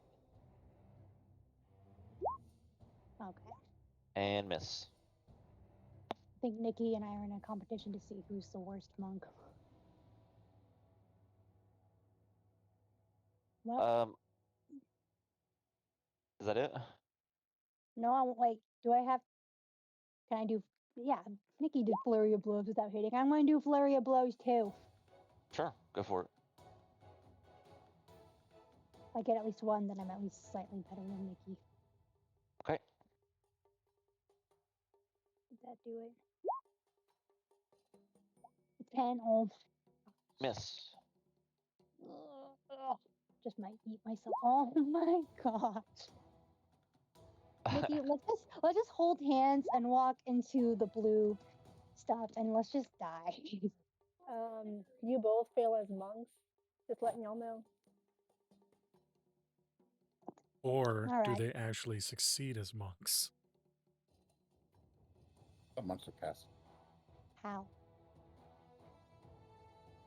Anyway. Well, maybe the shield guardian doesn't even know I'm here because I missed all my attacks. I guess I'm done. Okay. So, the shield guardian will light up and immediately spin to face you and ball up his fist and go to knock Uno the fuck out with a 16. Yeah, that hits. Does that hit? Okay. That'll be 14 bludgeoning and 4 force. Okay, yeah. Well, I'm down. I guess I'm negative 12, I guess. Okay, No. so you're down. It wouldn't be that much. It'd be like negative 8. Okay, and he's gonna move up after knocking you down to soldier and attack him with a 20. Yeah, that definitely hits. Okay, that's 9 bludgeoning and 7 force Okay. as the guardian stomps over into your direction. All right, Jared, it's your turn. Could I use this on the bludgeoning damage to try and reduce it? Yeah. So use 1d10 plus your dex mod at monk level. Okay, so I have to roll a d10. Yep. 6. No, add your level 5 and then add your dex mod. Okay, plus 2, plus 5, so that's 13. So I don't take any bludgeoning damage. Sure. Yeah, if you reduce it to 0. Yeah, I did. Yes. Cool. Okay. So now I it's could have Jared's done turn. that, but I forgot. All right. Jared's going to move up. And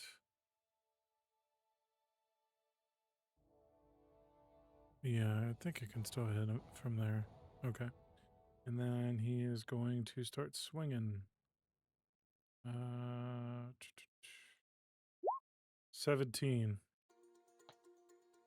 That just hits. For 16. Okay. And then he'll attack again for 16. Just misses. So then he will still take 5 points of damage from Alright, so you graze. managed to graze him. And he's going to stay there. That'll be the end of his turn. Okay, Donella, your turn. Alright, she's going to move up to him again. Oh, we don't have any healing stuff. Well, bye, Uno. That's fucked up. I think none of y'all heard my reaction when you started hitting Uno. 'Cause, like, I was legit laughing. It was not nice. Anyways, yeah, I am going to attack twice. Okay. I don't think I have to do anything there. All right. Oof, 10. This is my bad karma for laughing. And 22. It's gone. That hits. For 8. And then I will do another flurry of blows, because why not?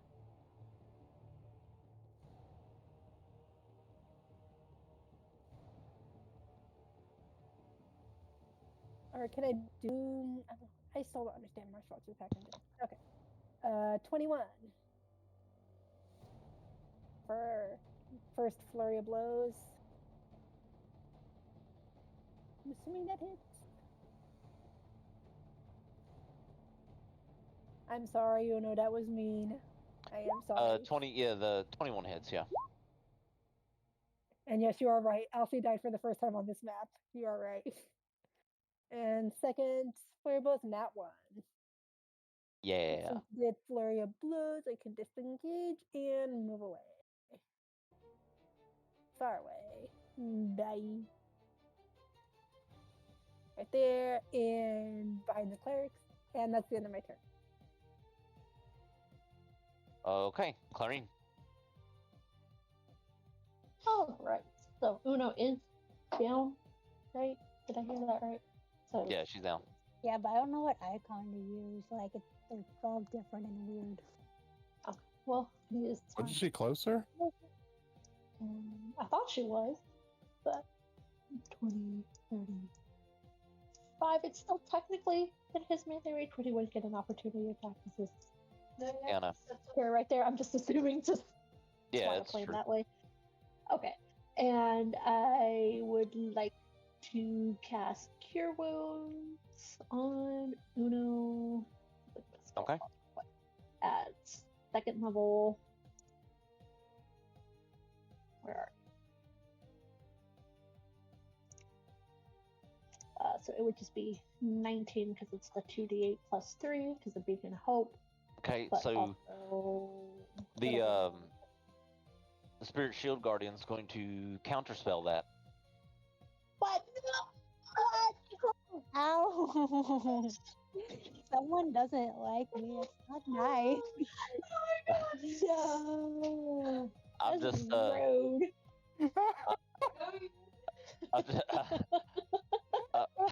I'm just kidding. She gets healed.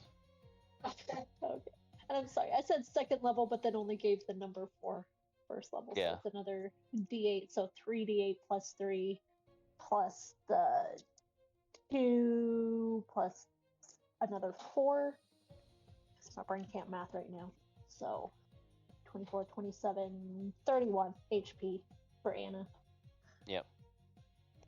How much was it? 31. Dang, that's a lot.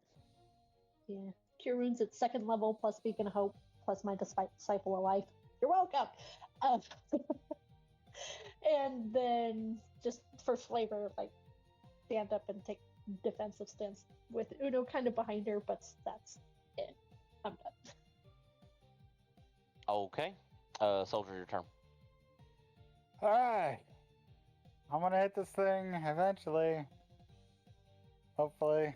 Alright, first unarmed strike is a miss. Miss. Second unarmed strike. Finally, yes! That hits. Yep, that'll hit. Okay. For 6 Okay. force damage, and then I'm gonna use my last focus point for flurry of blows. Okay.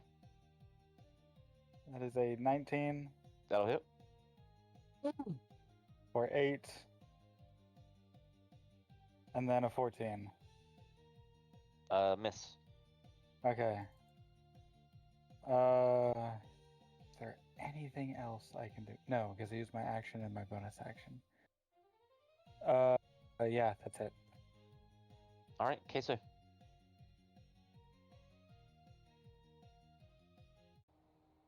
Go there. Give Uno 12 HP.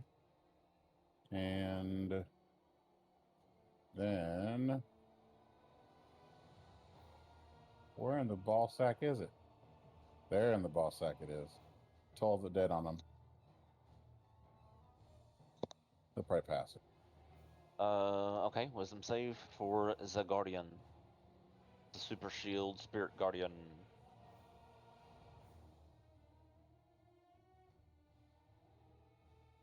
$15 just makes it. Yeah. And that'll be my turn. All right, Uno. You're up. Yes, and I'm healed, and I feel so Grateful. rejuvenated. Yes, I am grateful. Okay. I appreciate it, even though I feel like falling in the water isn't entirely my fault. Gonna move up a little bit and see. Ugh, work. For scrolls.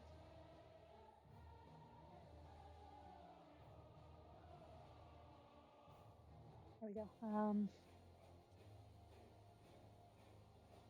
I guess I will try to two-handed spear attack.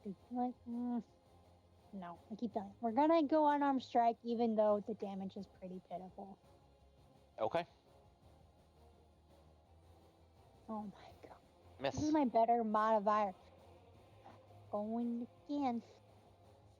Nice. There we go. Nice. That hits, of course. But it's like that 5 still, though. Like, so does crit literally mean nothing for unarmed strikes if you just have a flat base damage? Because it's not even like rolled, it's just the flat damage. I feel like we've had this conversation several times today already, but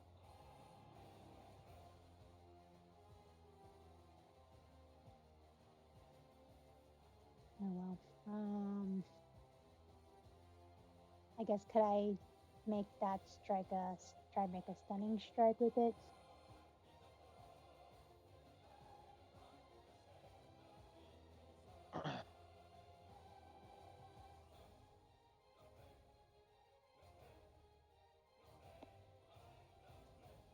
I'm not going So, to.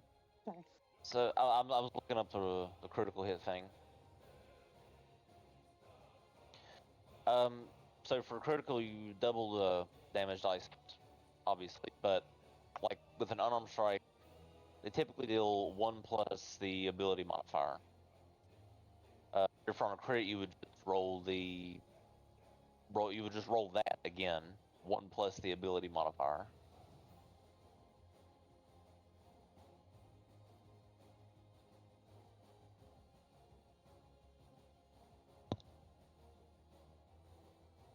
I think I rolled a crit damage with the creature I did the landed the crit earlier, and it rolled both.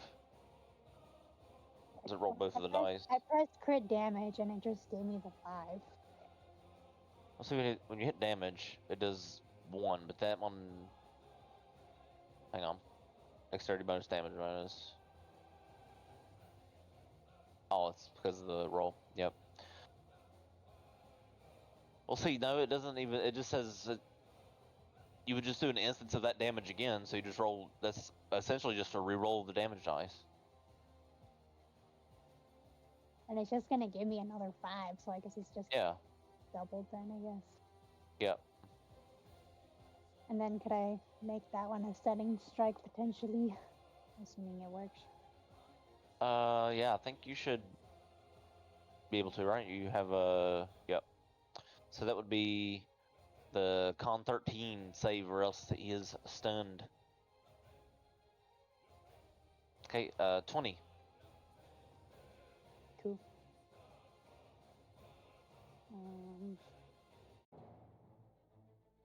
I guess that'll be my turn. All right, so the Shield Guardian is going to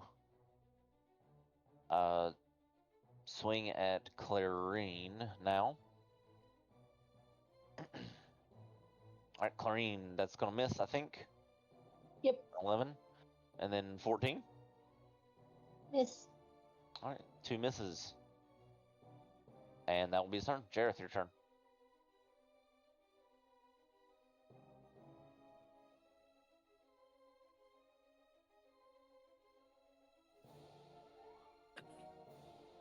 Okay.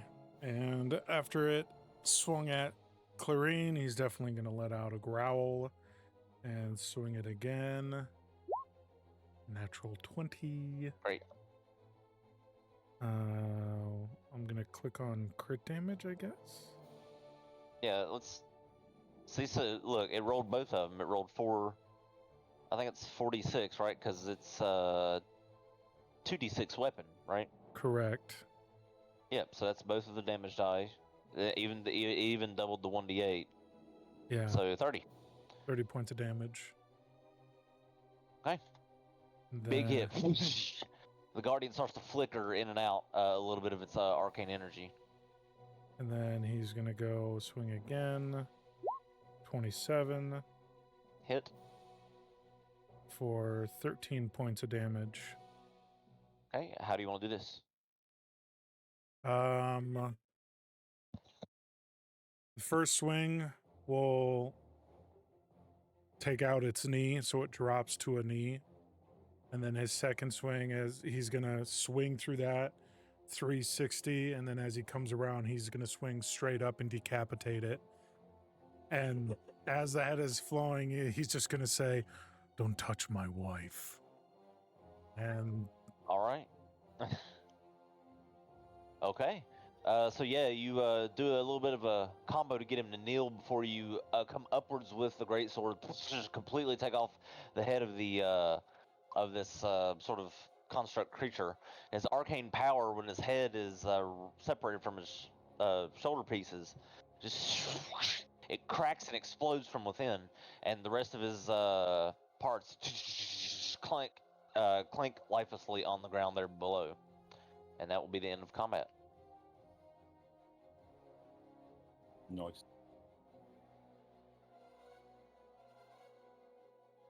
And unfortunately, the end of the one shot as well, because I have to go. no worries, sir. We have to go as well, so. That was more or less the ending, besides turning the quest in. So, yay! Look at you, you did it. We survived. Awesome session. Thank you for throwing it together for us last minute. Oh, no problem. I'll talk to you guys later. Later, bud. Bye bye. Have a good week. Bye.